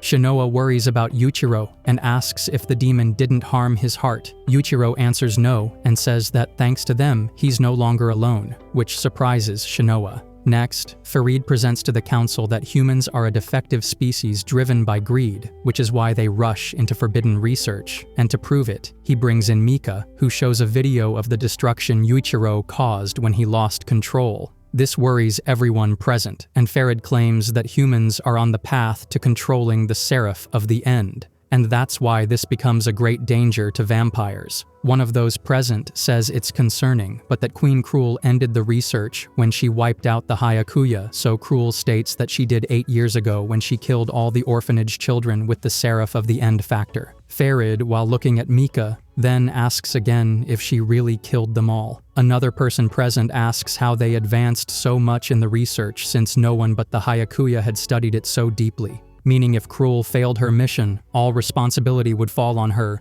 but Cruel silences Lest Kerr, threatening to fight him. He replies that if she doesn't fulfill her responsibilities, maybe he'll take the throne of Japan since he's more powerful. Farid interrupts them and asks Cruel what they will do to stop the humans. Cruel answers that the current objective remains. They must exterminate the Japanese Imperial Demon Army. Then another person present asks Farid who the boy with him is, while Cruel watches worriedly. After the meeting, Cruel questions Farid about his actions and asks if he intends to overthrow her. Farid mocks her, saying she's scared, but that she can't kill him because if she does, his information could reach the council. And if that happens, if the council finds out they let you escape, the responsibility would also fall on her, and she'd be sentenced to death. So he proposes that they be on the same team because now they're accomplices in a crime. He then leaves laughing, saying it's just a joke, but that soon they'll get along better. Mika sees Cruel furious, and when he tries to talk to her, the vampire ignores him. At night, we see Yuichiro's team trying to control Shiho during his training. Yuichiro is worried about the situation and asks if it's normal. The girls reply no, that maybe Shiho was dominated by the demon. Shinoa tells them to prepare in case the worst happens, and inside Shiho's illusion, he is desperately fighting against Kisekio, but he's defeated, and the demon says his body now belongs to her. We then see a young Shiho with his sister while someone knocks on the door, and he finds it's his childhood companions who ask him to abandon Mirai because she's a burden, but he refuses. One of his companions asks him to kill her out of mercy because she had asked for it. When threatened by the boys, Shiho hits them and runs away with his sister, who asks him to kill her so she won't be a burden anymore. The demon suddenly starts questioning Shiho about what he felt at that moment and tells him to be free. Shiho apologizes to his sister and tells her he met Yuichiro who, though he angers him, motivates him to be better. Finally, Shiho defeats the demon, managing to wake up, and the first thing he does is show off his power to Yuichiro. So they start a battle, showing their new skills, but then Yoichi stops them. What they just saw surprises the girls, who don't understand what Gurren did to bring them together, and then they discover that someone erased the entire history of their 3 companions, so they don't understand what's going on. And now we see a boy in the vampire capital, who uses pigeons as messengers, and the one who receives them in the city is a member of the army, who takes the information to Kuredo, who requests that Gurren be called. Next, we see Yuichiro complaining about his messy hair, while Shiho teases him. The young ones head to have breakfast with their female teammates, but when they arrive, they hear a scream from the kitchen and see the girls arguing for having burned the rice. So Shiho steps in to show them how it should be done, and he ends up cooking breakfast for everyone. When they are ready to eat, Yuichiro praises Shiho, saying he can do everything, but Shiho replies that he can't do everything, it's just that they can't do anything. Yuichiro then asks what topic they need to talk about, since he is the only one who doesn't know the secret. Shinoa answers saying that there are 2 topics. First, that Yu was subjected to experiments, which caused him to lose control on the battlefield. And second, to determine whether Gurren is truly part of their team. Yuichiro is shocked to hear that they question Gurren's loyalty. Shinoa tells him that maybe Gurren is using all of them, including him. And Mitsu says that even if he is loyal, maybe he is planning to fight against the High Command, or even something bigger. Yuichiro looks at Shiho to know what he thinks, but Shiho says it's the first time he hears about this. Shinoa then asks them if, knowing this, they should continue to follow Gurren or not, and how they should confront the world after deciding their stance. Mitsu proposes that they all need to make a decision as a team, and Shiho says that depending on the case, They could abandon Gurren, but Yuichiro T is shocked and can't understand what they are proposing. And now we see vampires desperate and lost, as they are prisoners of Kurito. Kurito scolds Gurren for being late, and Gurren asks about his experiment with cursed gear. Kurito responds that he is doing it to see if there is a more efficient way to turn vampires into demons, but it's not giving results, maybe because they are low-level vampires, so he orders them to be killed. Gurren replies that Kurito doesn't give him orders and asks why he was summoned. Kurito asks if he came alone, and if he thought maybe he wanted to kill him. Gurren says he followed his orders and has no reason to kill him, plus he won't as long as he is useful. Kurito says that's true, so he needs to ask some questions to see if Gurren is still useful. Then he asks Gurren about Yuichiro, Yoichi, and Shiho, and how he managed to make them suitable for black demon weapons. Gurren answers it was pure luck, but Kurito doesn't believe any of it, since those who are suitable for black demons were part of experiments, and even then, the success rate is very low. But if he doesn't want to answer, that's fine, as long as he keeps sharing his successful experiments with him. Gurren tells him he will do it only if he feels like it, and asks if he can leave now. But Kurito asks why he increased his pawns with black demon users. Gurren reassures him that he is not planning a coup, because if he were, he would kill him right now. Kurito says he couldn't, and then warns him not to get violent, since he is doing his job well. Then he tells him that, just like him, he also knows his weaknesses, so he must get rid of love and friendship. And as it begins to rain, Kurito tells Gurren that he can trust him since he will not betray his friends. Gurren asks what he's going to do, maybe show him a special new prisoner, but Kurito just wants to see Gurren's vision of this world, because although he has no hope for the world, he keeps accumulating strength and power. So Gurren responds that because of how the world is, he must gather power. But Kurito questions that if he has no ambition, he should die, since people like that bring unnecessary sacrifices and are bad people. And Kurito also tells Gurren that he wants to rebuild the world, trying to contact other countries. Gurren asks if the first thing he will do is rebuild the communications destroyed by vampires, but Kurito says the first thing is to clean the country of vampires and then crush the other survivor organizations, to unite the world under his army's command, which Gurren considers the dream of a small child. So he questions if he will be able to achieve it, and the lieutenant general says yes, because he knows the location of the 25 nobles that exist.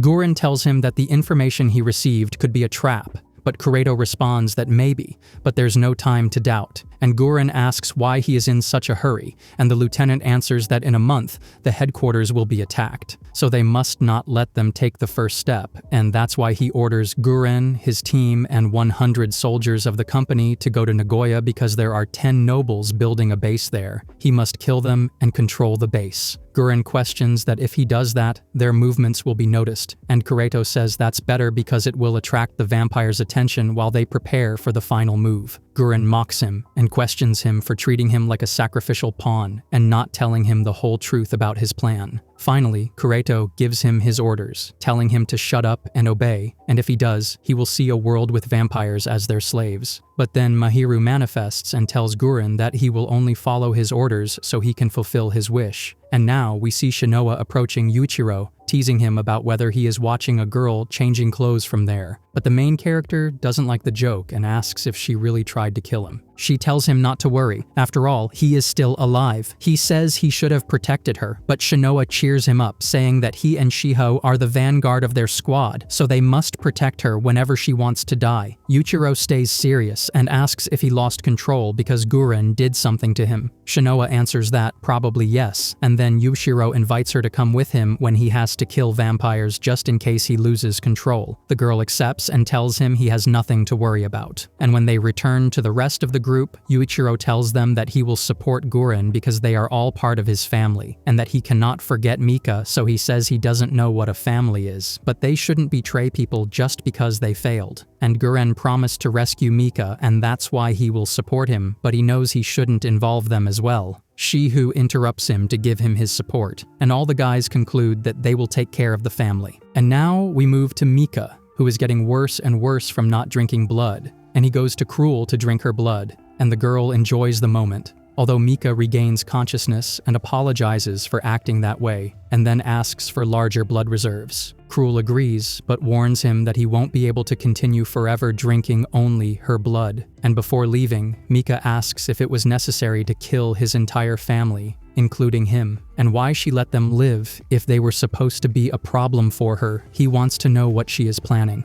Cruel answers that she doesn't care, which enrages Mika because he believes she is using you for something. And when Mika tries to attack, she easily stops him. Mika confesses that he can no longer be with her or trust her. So Cruel reveals why they are still alive and what she needs the Seraph of the End for. Finally, she tells him that in a month, the war will begin, which will annihilate all humans. So she gives him his secret mission. He must retrieve you secretly from both vampires and humans, but if he fails, he will be the #1 enemy of both sides. At night, Shinoa visits Guren, who analyzes how he will attack the vampires, and she tells him that the kids have mastered demon possession, but also answers his question about whether she is in love with you. Shinoa says she doesn't know exactly, but it's the first time someone has trusted her, so she wants to reciprocate. Before she leaves, Guren gives her deployment orders. She must go to the distribution station at 6 the next morning. The scene changes where we see the vampires surprised, because Mika was also summoned to go to Nagoya. Next, Kureto is supervising an experiment in a secret laboratory where they almost kill a woman. Next, Yuichiro as squad heads to the city of Nagoya, so Shihu demands more instructions from Shinoa,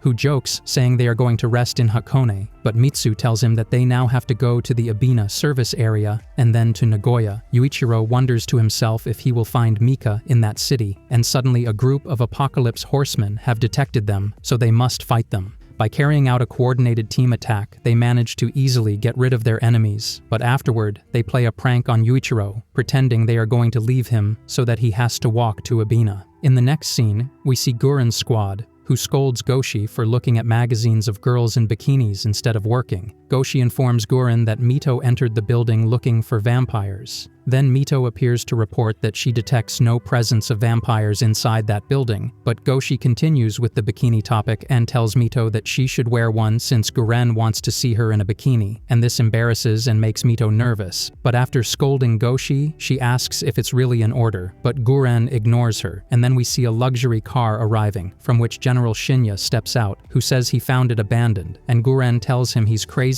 but needs to know why he's here. Shinya replies that Kureto told him about the suicide mission since 1,000 men couldn't defeat the noble vampires, and that's why, thanks to his madness, he has come to help, so he expects Guren's gratitude. In the next scene, Yuichiro's group complains about arriving late, so Shihu proposes that if they are going to be scolded, they should blame Shinoa and Mitsu. But Mitsu says how could they betray their teammates, and Yuichiro complains because teammates don't abandon one of their own. And now we see Guren in front of the entire army, giving the orders they must follow. At 7 in the morning, they must leave, to meet in Nagoya at 1 in the afternoon. And while Yuichiro's squad tries to arrive unnoticed, Guren detects them anyway and scolds them for being late. Shinoa tries to justify herself innocently, but Guren scolds her firmly since this mission is not a game. He orders that those who don't know the military rules should leave. That's why the entire army looks down on the young ones, seeing them as a nuisance. But at that moment, Yu takes full responsibility, saying he decided to fight some Apocalypse horsemen. So Guren tells him to go back, but Yuichiro pleads to be allowed to help defeat vampires.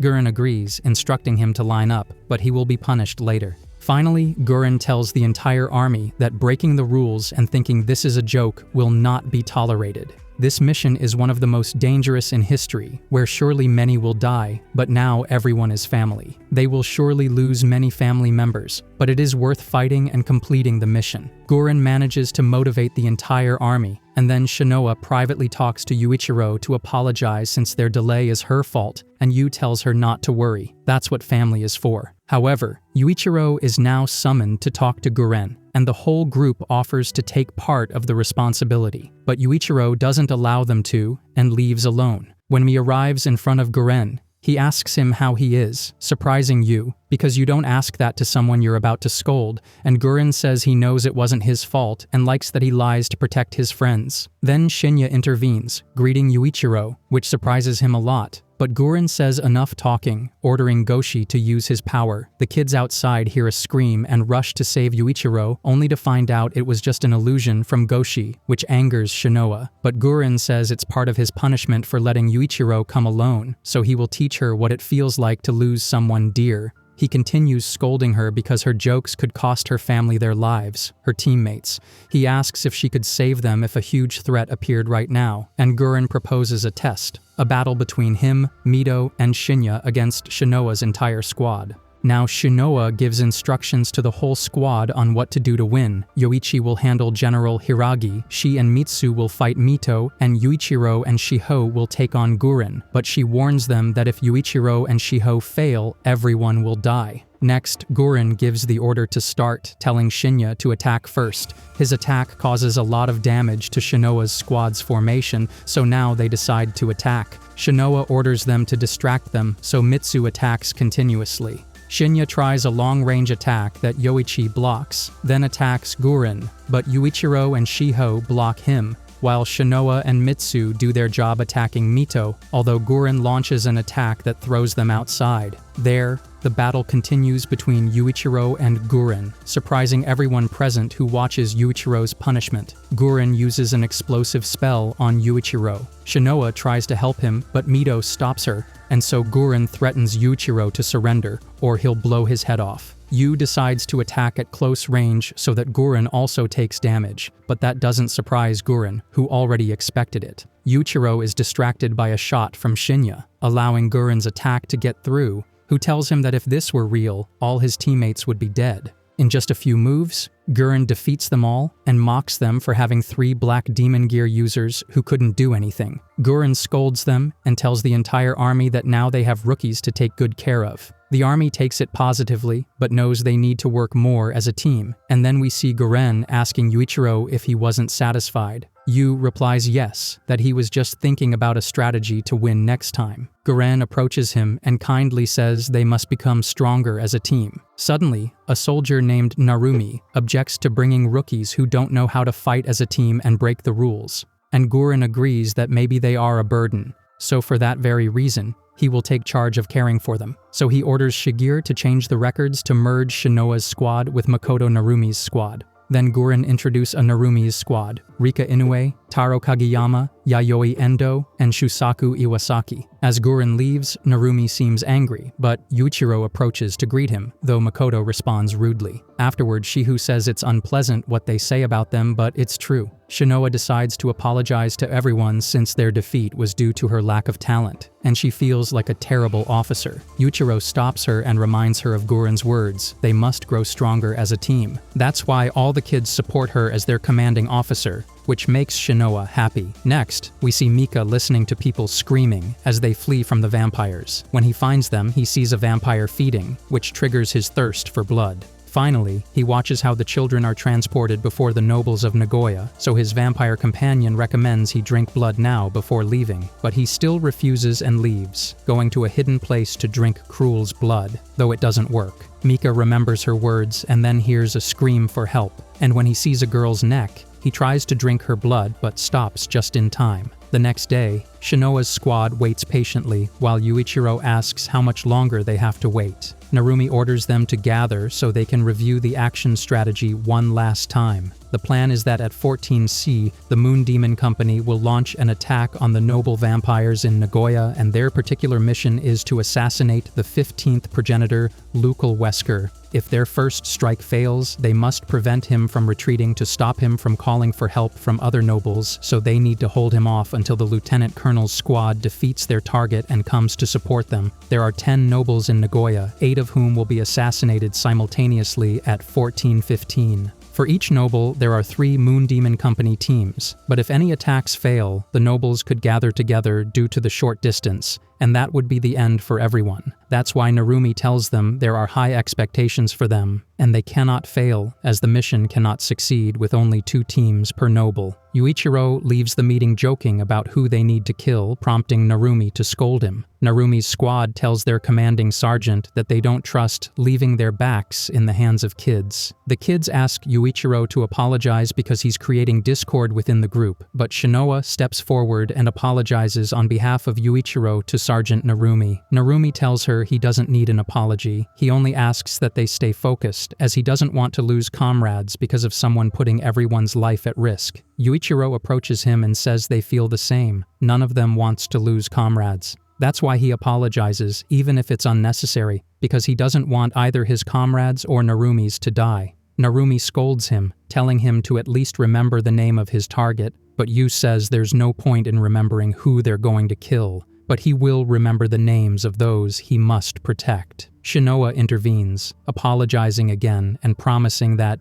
even if they are rookies, they will give their all not to drag anyone to their death. Then Narumi asks Yayoi where their target is, and Yayoi responds that he will arrive shortly, as he always comes to the park at the same time. Narumi reassures everyone, saying they shouldn't worry since they have the element of surprise. Next, we see Yoichi very nervous, but Shinya reassures him because they won't fail. They are the sniper team. He tells him that Guren asked him to train him since he knew this was his first mission as a sniper, and that if they happen to fail, there's still the combat team to handle it. So for a sniper, the most important quality is to stay calm. These teams must remain composed to kill enemies and support their comrades. They must also kill those who could be captured or tortured if left behind. Shinya confirms that even if they are their comrades, they must do it, which startles Yoichi. Finally, he advises him not to get nervous and everything will be fine, giving him breathing tips. Yoichi calms down and takes his shooting position. Then Shinya signals that their target, Lukal, has arrived. Yoichi locates him but cannot shoot before the mission officially begins. Now Lukal Wesker enjoys drinking a glass of a little girl's blood sitting in the park. Lukal offers his servant some, asking if he wants to taste it, but he replies no, that he's already consumed enough energy. But Lukal insists on trying the AAA quality blood, so he accepts but says he'll have it later. Lukal asks his opinion about Krul's letter, which states they will attack all humans. Lukal feels uncomfortable taking orders from her, so his servant tells him he doesn't have to follow them because they are from another faction and that they can wait until the Progenitor Council gives them new orders. However, he adds that apparently Krul will be coming to Nagoya. When hearing that, the noble thinks he should follow those orders, even if they work for the political faction opposed to Krul, even if it results in sanctions for completing the mission. But Lukal detects an attack coming and grabs his servant as a shield. The mission begins. The combined squad moves to engage Lukal, who invokes his power by feeding blood to his sword. He then directly attacks the snipers. Yoichi wants to run, but Shinya orders him to kill as many regular vampires as possible first. Meanwhile, Yuichiro asks permission to advance and gauge the enemy's strength, which Narumi grants. Yuichiro faces Lukal and attacks directly, buying time for the group to come up with a strategy, but Lukal is very smart and repels all their attacks. However, Shihu manages to distract him so the others can stab him with their cursed gear, allowing Shusaku to summon his demon so they can try to capture him. When they succeed, Yuichiro and Narumi launch an attack, but Lukal breaks free by cutting off his own arm, prompting Narumi to order everyone to hold their formation and defeat the enemy. Lukal says he now understands what Krul meant about these humans being dangerous. Narumi proposes they all attack together while maintaining formation, but Shihu says it's impossible while chasing him. He suggests luring him into their formation, so he starts provoking the vampire, making him furious. This causes the vampire to attack them head-on, lowering his guard, allowing Yuichiro to launch a surprise attack and successfully defeat him. Before allowing himself to be captured, Lukal commits suicide, shocking everyone present. After completing their mission, everyone is happy, but Yoichi wonders if the other squads are doing well. We now move to Guren's battle, where he is tired and injured but managed to defeat the noble vampire. Goshi approaches and scolds him, asking him to stop trying to look cool after they barely made it through. The rest of the team complains about him almost dying, but Guren tells them everything was planned. If he were to die, Shinya would take leadership of the mission. Suddenly, Kusunoki arrives at their position badly injured, reporting that the team in the city of 45 men was defeated, and that the vampires demand that the lieutenant colonel come to the city since 19 were killed and the rest taken hostage. Before dying, Kusunoki says it was an honor to fight by Guren's side. Afterward, Mito advises against going to the city because it's a trap, but asks if they're still going anyway. Guren orders them to regroup with Narumi and Shinoa's squads to assassinate Crowley Usford. Meanwhile, Crowley is completely calm in his building. He is accompanied by 2 vampires, one named Chess, who killed a hostage to satisfy her thirst, which earned her a scolding from Horn. But Crowley tells them not to worry, since they have plenty more, so the noble Chess invites Horn to drink, but she refuses and also tells her to learn some self-control. Horn asks Crowley what he thinks about the human attack that started the war in Nagoya. Crowley isn't concerned about it, so he gets up and takes the sword of the dead hostage.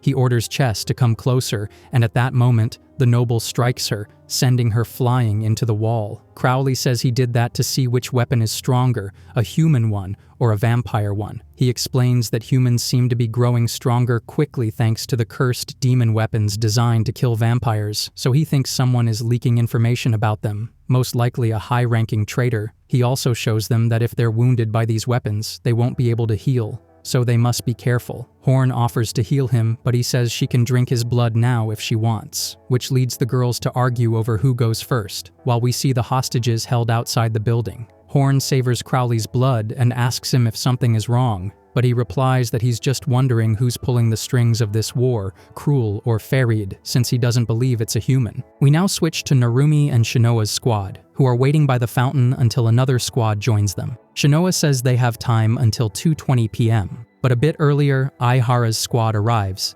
asking about Guren. Narumi tells her they still don't know anything, so she orders her men to wait until 2:20. Shiho worries about the number of men in the allied squad, as there should have been 15. Shinoa replies that maybe some died in battle, and Narumi approaches Aihara to ask if they completed their mission. She answers yes, otherwise they wouldn't have come back, and she is surprised to see Narumi's team unharmed. He jokes that it's thanks to their good leader, and the girl tells him not to joke, but compliments Shinoa's leadership. This makes Shinoa nervous, causing Aihara to look at her oddly. Yuichiro notices the situation and tells Aihara that her squad can rest since they have everything under control. Aihara asks Narumi if he is the rookie, and Narumi says yes, but claims he can't remember his name, which angers Yu, but Narumi says he's just joking. Finally, Aihara accepts Yuichiro's offer to rest. Yuichiro returns to his squad and tells them that they really did lose comrades, saddening everyone. But Shinoa tells them they have to make this day count and get back home safely. Then Guren arrives, a little injured, but immediately scolds them for lazing around in the sun. He asks if they completed the mission and is pleased by Yuichiro's answer, saying for them it was a piece of cake. The lieutenant colonel asks Narumi if the rookies did their job or slowed them down.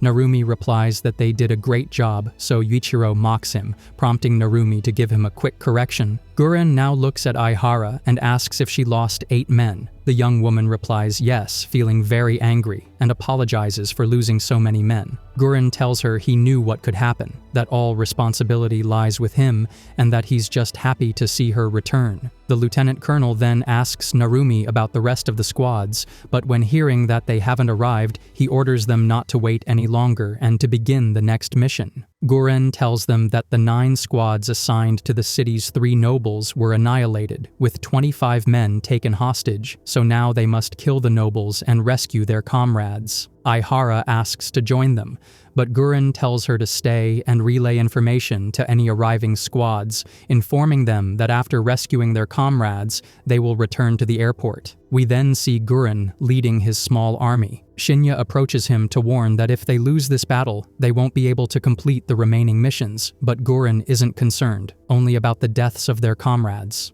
Meanwhile, Aihara, looking at her watch, feels nervous since no one has arrived, but a soldier comes to reassure her. At that moment, a new squad arrives, but suddenly they see vampires trying to escape, so she gives new instructions, and then attacks the helicopter full of vampires, causing many of them to attack. Mika appears in action and takes on Aihara. When he restrains her, he wants to ask her a question, but she activates Code 284, which means everyone must commit suicide. However, Mika reacts first and prevents her from carrying it out, telling her she has to fake being dead. He promises to let her go if she only answers his questions, Mika wants to know about Yuichiro. Aihara says she'd rather die than betray a comrade, which angers Mika because he says they're not her comrades. Lacus asks Mika what he's doing, and Mika says the human he captured also committed suicide. The vampire mocks them, saying humans are stupid, but Renee finds evidence of slain comrades. Renee found Lucal Wesker's outfit, shocking the others since it shouldn't be possible for humans to kill nobles. Then another vampire arrives, reporting many vampires killed, including Mel Stefano. Renee proposes moving to where Crowley is in the city.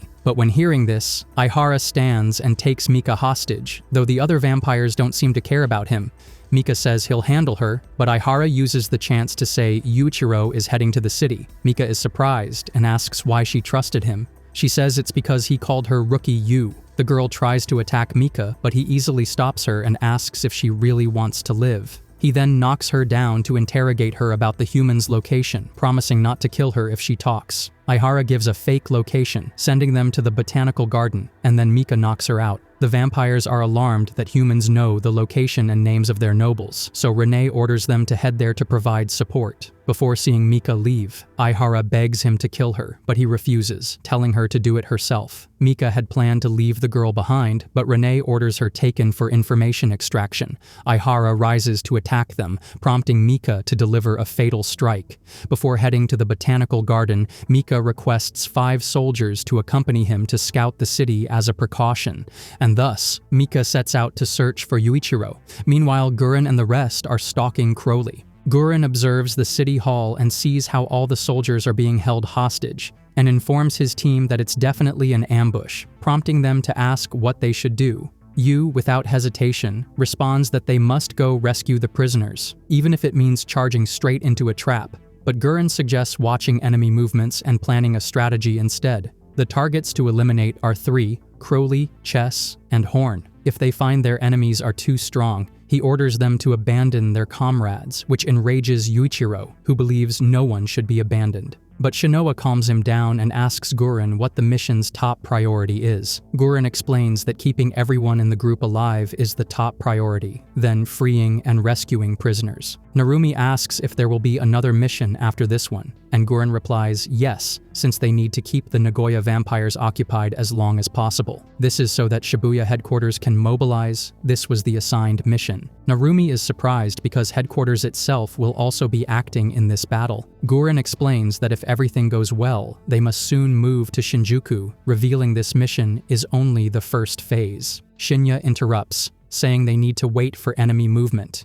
If they are attacked, they must retreat, but if they find a gap in the enemy defenses, they should use it to rescue the prisoners, and in the best case, kill the nobles, though Shinya doesn't believe that's likely. He then takes Yoichi to be his partner, and Narumi orders the rest to take positions for a counterattack. Shinoa does the same with her squad, while Shinya gives Yoichi his targets. During this, Yoichi spots a noble and requests permission to shoot. Gurren grants it. However, Crowley easily stops the attack, something Shinya finds strange given how effortlessly he did it. This also surprises the lieutenant colonel, who admits he didn't believe the stories about Crowley being so strong. Yoichi tells Yuichiro that it's the same noble they faced before, which angers Yu, making him eager to see him. Crowley tells Chess and Horn that it seems they have visitors. Gurren asks for possible solutions. Shinya thinks the best option is to kill the hostages before they can be interrogated and then flee, or to divide enemy forces, creating an opening to rescue the prisoners and evacuate quickly. But he clarifies they must decide which of the 2 options will result in more survivors. Yu tells Gurren they shouldn't abandon their comrades, but Narumi suggests abandoning them. Yuichiro attacks Narumi, but he shrugs him off, saying that yes, he has comrades among the prisoners, but that doesn't mean Yu should pout and cause a scene.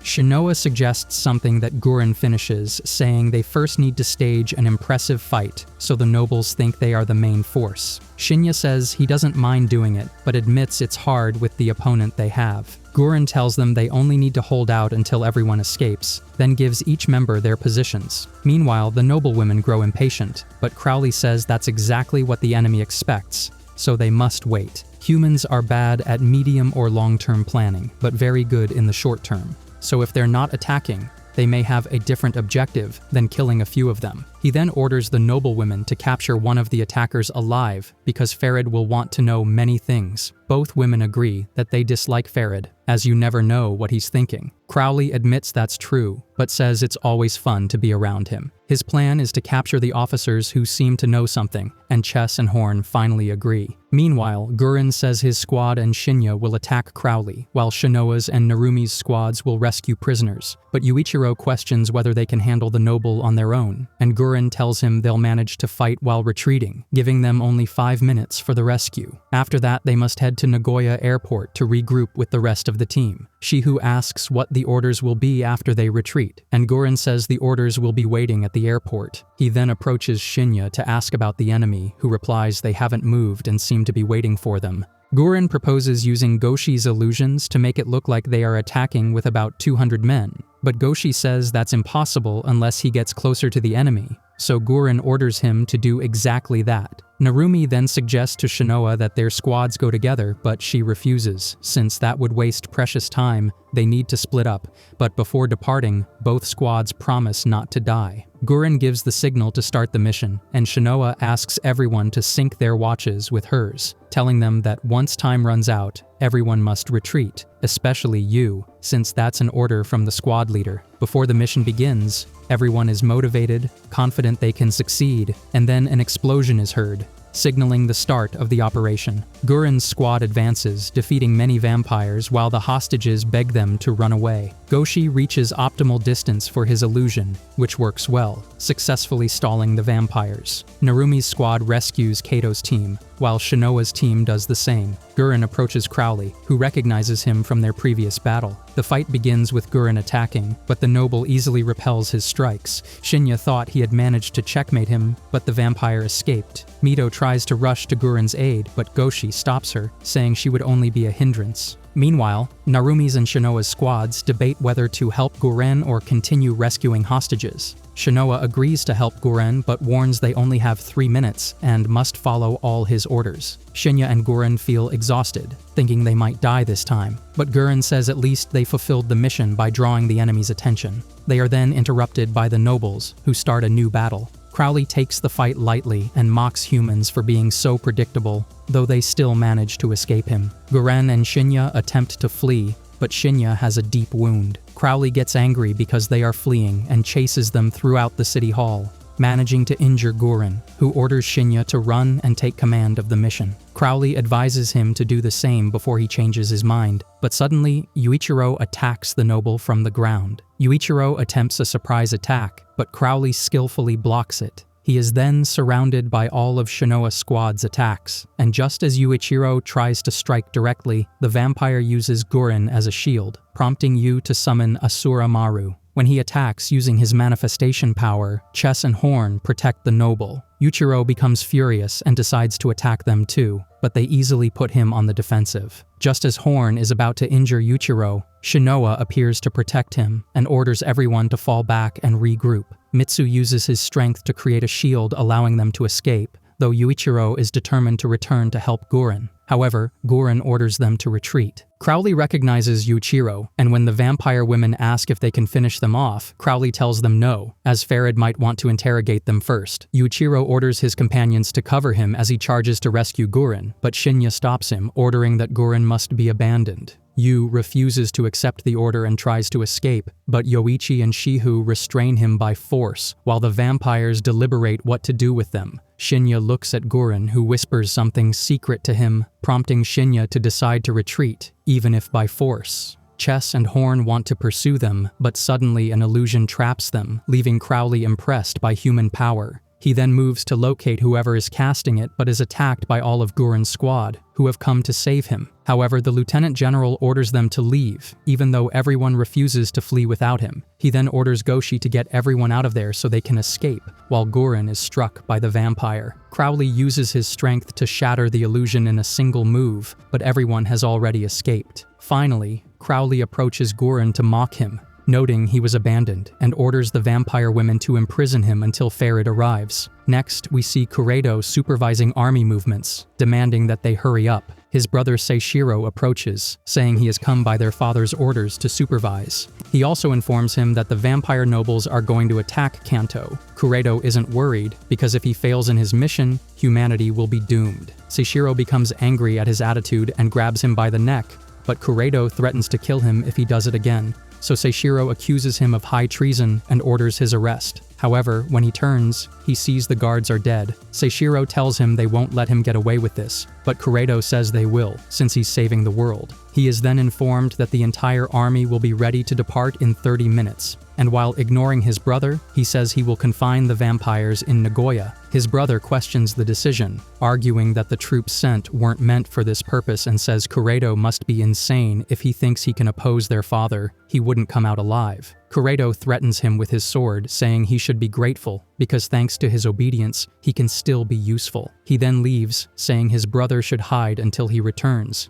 If he gains power, he will even give him a job. We now move to Shinya, who is forcibly carrying Yuichiro as he complains about abandoning Guren. Shinya orders Shinoa to calm him down since he's part of her squad. She reminds Yu of the promise he made. They were to leave no matter what happened, and points out that Shinya has been Guren's friend far longer than he has. Shinya reminds Yu of Guren's words, that they must return victorious to protect the people, and afterward, Guren's squad joins Shinya, though they too are saddened by the situation. Mito urges the general to continue the mission. The general orders them to rendezvous with Narumi first, but Yuichiro interrupts, questioning why, because of the mission, they must abandon their family, and says that if they do that, there's no point in living. While trying to stay on his feet, he reminds everyone that Guren is his family. He then recalls how Guren helped him as a child when he dreamed about his family's murder and how he treated him when Yu thought he couldn't have a family because he always lost them, so he didn't want to live. Guren asked him if it hurt to be alive, and Yuichiro said yes. The lieutenant general said he understood that feeling because he had experienced something similar, but still had many reasons to go on living until someone needed him. He advised Yu to think the same way, and to focus only on killing vampires until he found his own reason to live. In the present, Yuichiro apologizes to everyone, but says he will return to save Guren. Teamwork isn't his thing. While taking 2 special pills, he says that if he can't save his family, he'd rather die. His squad is worried since he had previously taken 2 pills already, meaning he could die. He says he's fine, but suddenly begins vomiting blood. Shinya panics and orders everyone to regroup with Narumi's team, while he and Shinoa's squad deal with this situation. But when they try to make him vomit, the demon takes control of Yuichiro's body, harming him in the process, and nearly killing him. At the city hall entrance, Mika arrives with the other vampires, detecting that Crowley has been attacked. The vampires want to assist Crowley, but Mika doesn't want to see him now. When they defy him, he kills them all. Meanwhile, Mika begins searching for Yuichiro, who is nearly dead at the center of his companions. Elsewhere, Kureto supervises the arming of the troops ready to be transported, concerned about the condition of the test subject, who is reported as unstable and suffering. Kureto orders them to increase the drug dosage and restrain him, even by force. He also asks about Nagoya, and he is told that Guren reported everything is going well. We shift to Yuichiro standing before Asuramaru, who scolds him for not giving up his desire for revenge. Yuichiro, clutching his aching chest, can only say that he needs power to save Guren. Asuramaru tells him that if he wants power, she can give him as much as he wants since she feeds on his greed. However, the problem is that he takes those pills that disrupt the curse and suppress his greed. Because of that, it's impossible for him to gain power without consequences while using the drugs. Yuichiro then asks what he has to do to obtain more power, and Asuramaru replies that it's too late. He has already died instantly when his organs exploded from the drug, even destroying his heart, so her regeneration power can't do anything. Yu is completely shocked when hearing this, wondering if they are now in the afterlife, but the demon tells him that would have been better. He died without truly dying, because the evil angels are forcefully keeping him alive. Yuichiro turns and sees a kind of trumpet. Yu moves to blow it, but the demon warns him not to, as angels are worse than demons. Then a heartbeat is heard, and Asuramaru offers to heal him. However, he walks toward the horn. She manages to stop him and tells him she has already given him the power equivalent to 3 of his pills, lasting 3 minutes. Yu wakes up to see all his companions worried around him. He tells them he's back but must leave quickly. heading toward the city hall, where everything looks distorted. The nobles are torturing Gurren, asking how humans gain so much power. He answers that a goddess gave it to him. Then they see Yuichiro enter, who attacks the nobles with all his might. But even at maximum power, Crowley easily stops him. Just as Crowley is about to kill him, Gurren steps in the way and orders Yu to leave. Yu grows frustrated at his lack of power, and the noble calls him cattle. This only infuriates Yu more, and he attacks again, though Crowley still overwhelms him. Gurren tells him to stop, warning the demon will take over his body. Yuichiro yells at him to be quiet, saying he came to save him and won't give up. Yu launches another attack but accomplishes nothing, so he orders Asuramaru to give him more power. Crowley complains that if Yu continues, he'll end up actually killing himself. Asuramaru agrees to grant more power as long as Yu feeds his body with more greed, turning him into a demon. Then the countdown for entering the demon coffin, Kisekio, begins. The nobles don't understand what's happening. At that moment, Shihu arrives, but Yuichiro tells him not to interfere. When Shihu sees Yu transformed into a demon, he panics, puts him inside the coffin, and carries him away. Finally, Yuichiro is captured and unconscious, allowing his companions to flee with him. As they run toward the exit, Shinya urges them to hurry as vampire reinforcements have arrived. Narumi then guides them to where the rest of the rescued soldiers are. Meanwhile, Mika observes the arriving reinforcement helicopters, and a heavy snowfall begins. Inside the helicopters are more nobles, including Queen Cruel and Farid. Mika sees the approaching human army, and Shinoa squad, along with Shinya, believe they can defeat him. Shinoa suggests that since there's only one enemy, they should defeat him while protecting Yuichiro. However, when seeing Yu, Mika says the humans will give him back, delivering an intimidating look. Mika remembers asking Yuichiro when they were children what he dreamed of doing once they escaped the vampire capital, and how fun it would be if their whole family reunited outside that prison, in a world without vampires. In the present, Mika prepares to face the entire human army to retrieve Yu. Mika easily breaks through the first enemy line, but is then caught in Goshi's illusions. He manages to escape fairly quickly, even while taking some hits. As they move to kill him, he spots Yu on Shiho's back and rushes to retrieve him. As Shinoa squad prepares to attack, she stops them, saying the vampire approaching is Yu's family. Mika pushes with all his strength through enemy defenses, even at the cost of injury. He finally reaches Yu, but Mitsu and Shinoa try to stop him. Shinoa attempts to reason with him, but Mika remains focused on recovering Yu. Shihu tries to stop him but is struck on the head, causing Yu to fall. Mika catches Yu in his arms and is relieved, but Yoichi grabs him from behind, asking him not to leave. Mika says if he's going to kill him, then do it. Otherwise, don't interfere. Yoichi replies that if Mika is Yu's family, then he is part of their family too.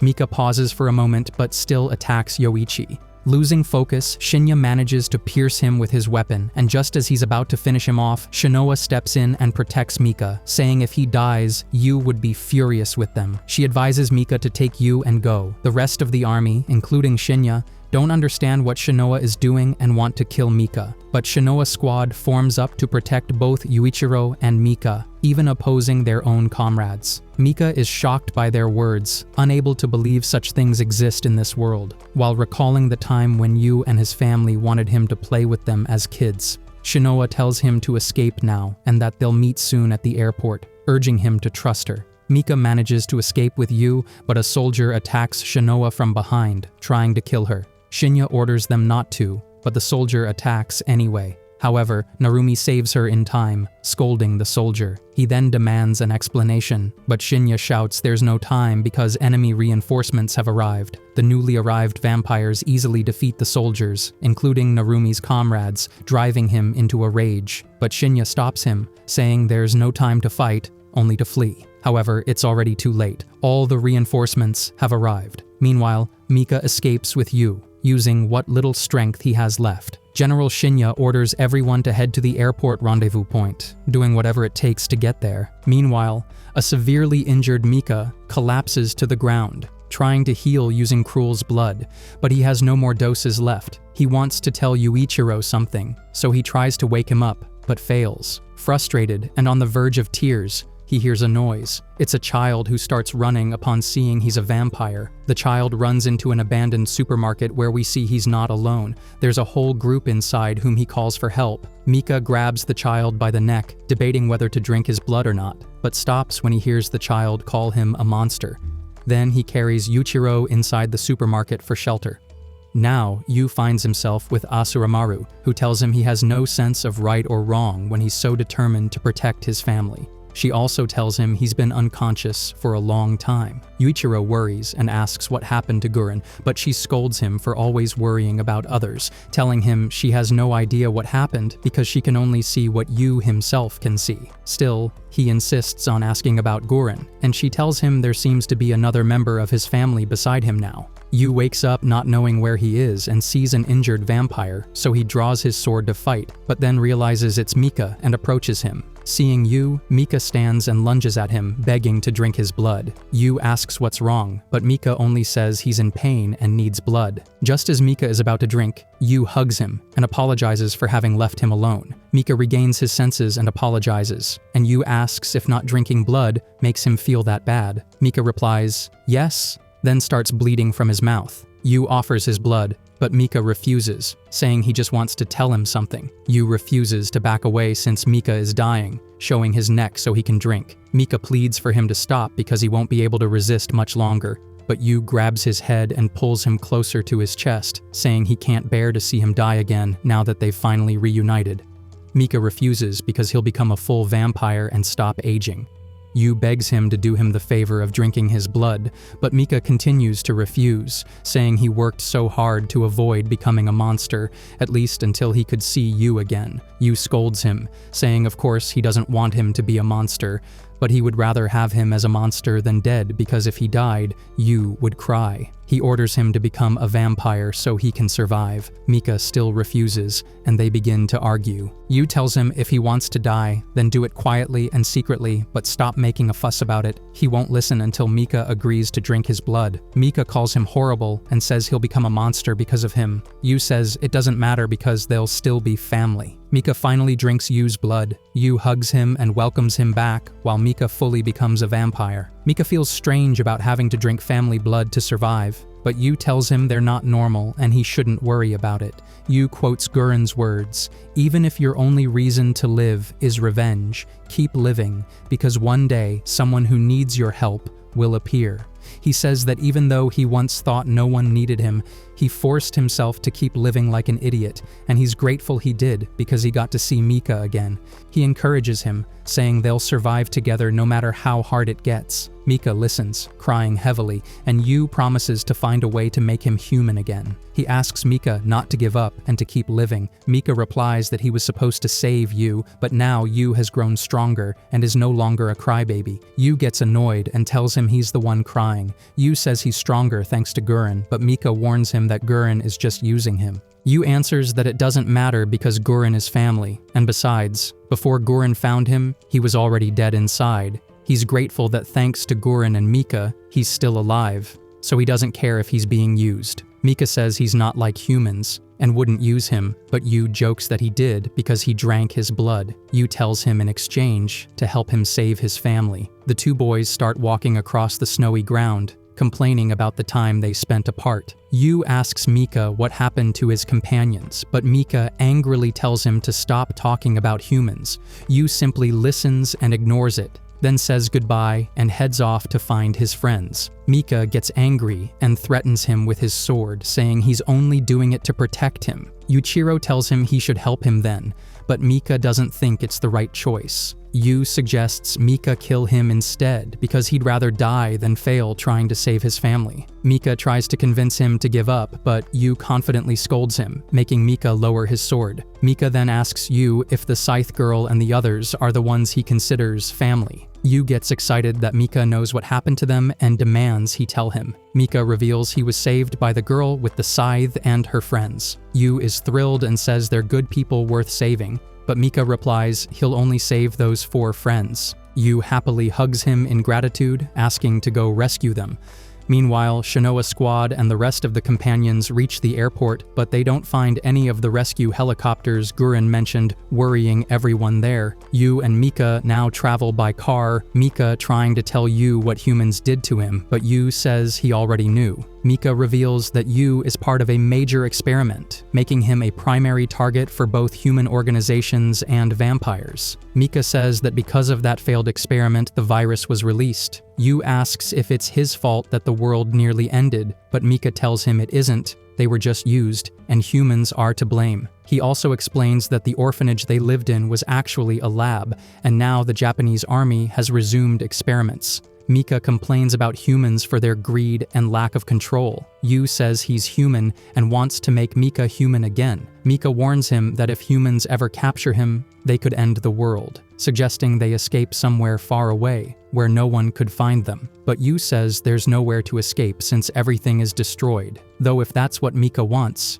he first needs to talk to his friends because they might help. Finally, we see Kureto approaching the test subject, revealing that it's Shiho's sister. Meanwhile, at the airport, everyone asks Shinya what they should do, as the vampires are chasing them. Mito then brings him the orders she found in the control room. Narumi asks Shinya what the letter says, and the general explains they have orders to wait at the airport. Suddenly, Rika Inoue strikes Shinoa, questioning why she is still alive. Her companions try to help her, but Shinoa tells them not to. Rika scolds Shinoa for still being alive, saying that because of her, Yayoi, Kageyama, and many others are dead. Shinoa apologizes, but Rika demands that if she really wants to apologize, she must pay with her life. Narumi steps in, saying he'll handle it, while others remove Rika's sword. He says he's not asking for forgiveness, and even tries to threaten Shinoa with his sword, but Shinya stops him, telling him punishment is not theirs to give. Narumi then asks the general if he will be the one to execute the traitor. Shinya responds that it isn't up to them to decide whether to execute her or not. Narumi becomes angry, questioning what they are even doing here,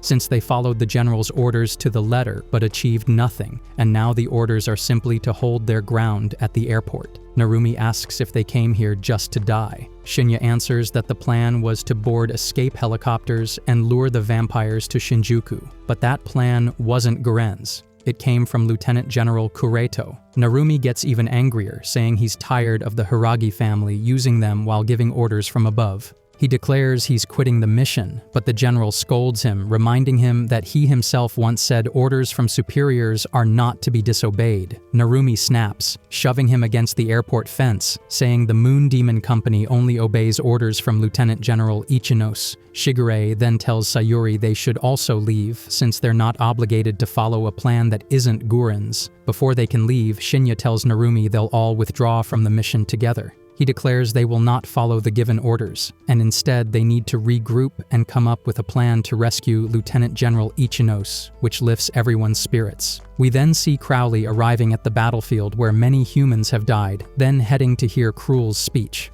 Meanwhile, a noble continues interrogating Gurren, but gets nowhere.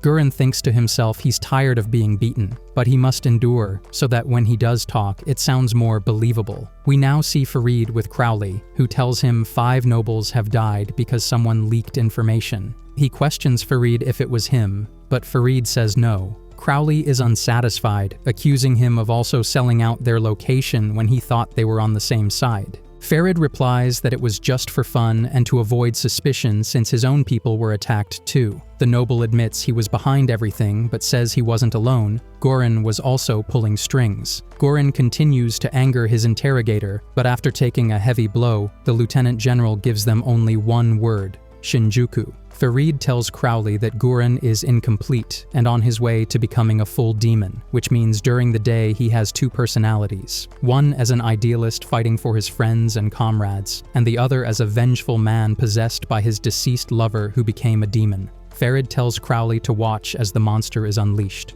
Gurren, possessed by his demon, breaks free and kills his interrogator, threatening the remaining vampires. Cruel intervenes, asking if he's an envoy of Mahiru Hiragi and demanding to know her whereabouts. Gurren informs her that Mahiru is dead, which enrages Cruel since that wasn't their deal. If Mahiru is dead, she cannot ally with him, so Gurren tells her she might as well kill him. But he mocks her, saying she can't because she betrayed many of her own kind and can't back out of their deal. That's why the Seraph of the End experiment needs to succeed today, and he confesses to Cruel that the experiment will take place at the airport. Cruel then orders her entire army to head to the airport. Meanwhile, Imperial Demon Army planes approach the airport. When they land, Shinoa Squad is shocked to see Kureto disembark. Kureto steps forward, thanking them for their sacrifice in carrying out the mission, saying that thanks to them, they will now achieve total victory over the vampires, and orders them to rest. No one can believe what they're hearing, and Shinoa orders her squad to maintain attack formation.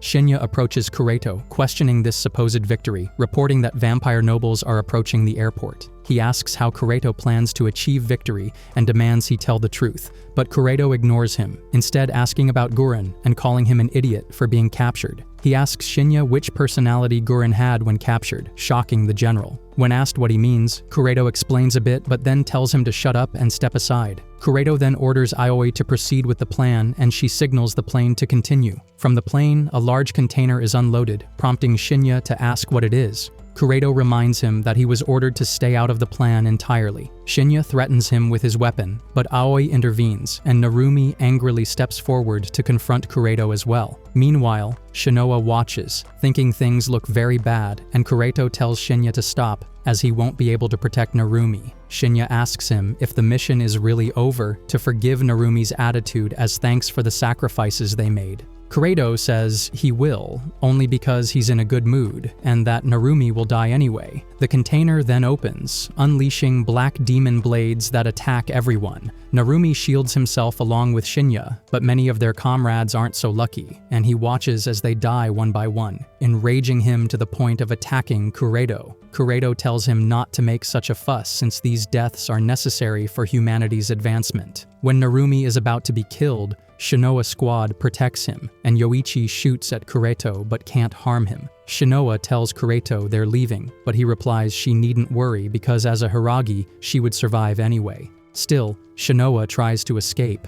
Kureto attacks her as well, but just then Yu arrives to save her. Mika tells Yu they shouldn't have come since the humans are attacking each other, but Yu replies that he's glad they came and then questions Kureto about what he's doing to his comrades. Kureto is surprised to see Gurren's black demons, but still attacks. Mitsu doesn't understand what kind of demon is inside the container, but they manage to defend themselves and try to escape, when suddenly, the vampires arrive, with orders to annihilate all humans. Kureto orders his men to fight. Yu worries, but Shinya and Mika tell him this is actually the best case scenario since they can use it to escape. Goshi tells them that as the younger ones, they need to run while the older soldiers cover them. Yuichiro is determined not to let anyone die, so he pushes forward to the front lines and then sees Gurren, overjoyed to find him there. But when he goes to give him a welcoming hug, Gurren, with his evil personality, tries to attack him. However, Mika stops him and says he already knew they shouldn't trust humans, and so begins a fight between Gurren and Mika, but the Lieutenant General mocks Mika for not being as strong as in Shinjuku, and thus easily defeats him. Suddenly,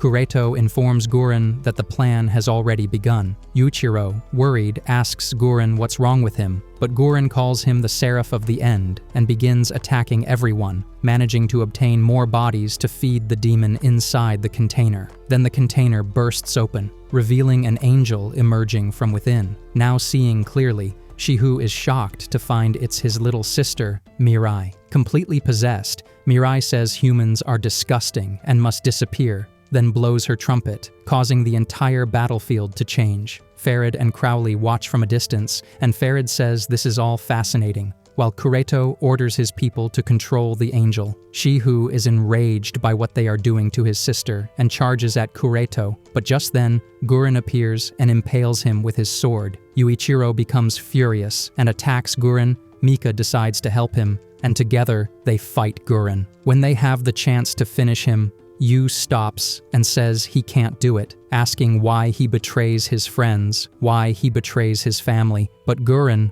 crying, impales him with his sword, then begins laughing like a madman. Now we see Mirai, from whom a demon begins to emerge, so Kureto rejoices knowing that the demon of destruction, summoned by the fifth trumpet, named Abaddon, has finally been controlled by humans, thus controlling the Seraph of the End. Kureto orders Aoi to make Abaddon start devouring everyone. Abaddon releases many small monsters that begin eating everyone alive. Shinoa orders her companions to leave, but Shihu refuses to abandon his sister. Severely injured, he tells them to go on without him, that this is his problem, but he collapses to the ground. Shinoa also sees Mika carrying Yuichiro on his back while defeating enemies along the way. Yuichiro wakes up and asks Mika about Guren, wanting to help him because he saw him crying. Mika refuses to save everyone, but Yuichiro says they are his family. Then Mika is injured by one of the monsters, and Yuichiro worries for him, offering his blood so he can heal, but Mika says he can't regenerate within this field, so nothing can be done, since no one can defeat that demon. Mika tells him to leave while he still can walk, but Yu refuses to leave now that he has him back, saying he won't abandon his family, and asks if defeating that monster is the only way to save everyone. Mika warns him again to run because there's no way to defeat it, but Yuichiro stabs himself with his sword to reach Asuramaru, who tells him it's impossible to defeat the demon with his power and calls him a traitor for intending to use the trumpet. Asuramaru warns it's a bad decision because he'll lose his humanity. Yuichiro replies he doesn't care, he just wants to protect his family. When he blows the trumpet, an immense power engulfs him, shocking everyone who sees it. This also causes the monsters to stop attacking. Shihu begs Yuichiro to have mercy on his sister, while Yu begins to undergo a transformation. Kureto is surprised at what's happening, and Aoi reports that an unknown new Seraph of the End has appeared, with the signal coming from the Pillar of Fire, though they have no idea what's going on. Kureto doesn't care, saying that if they must be enemies of God, so be it, and that only then will humanity advance,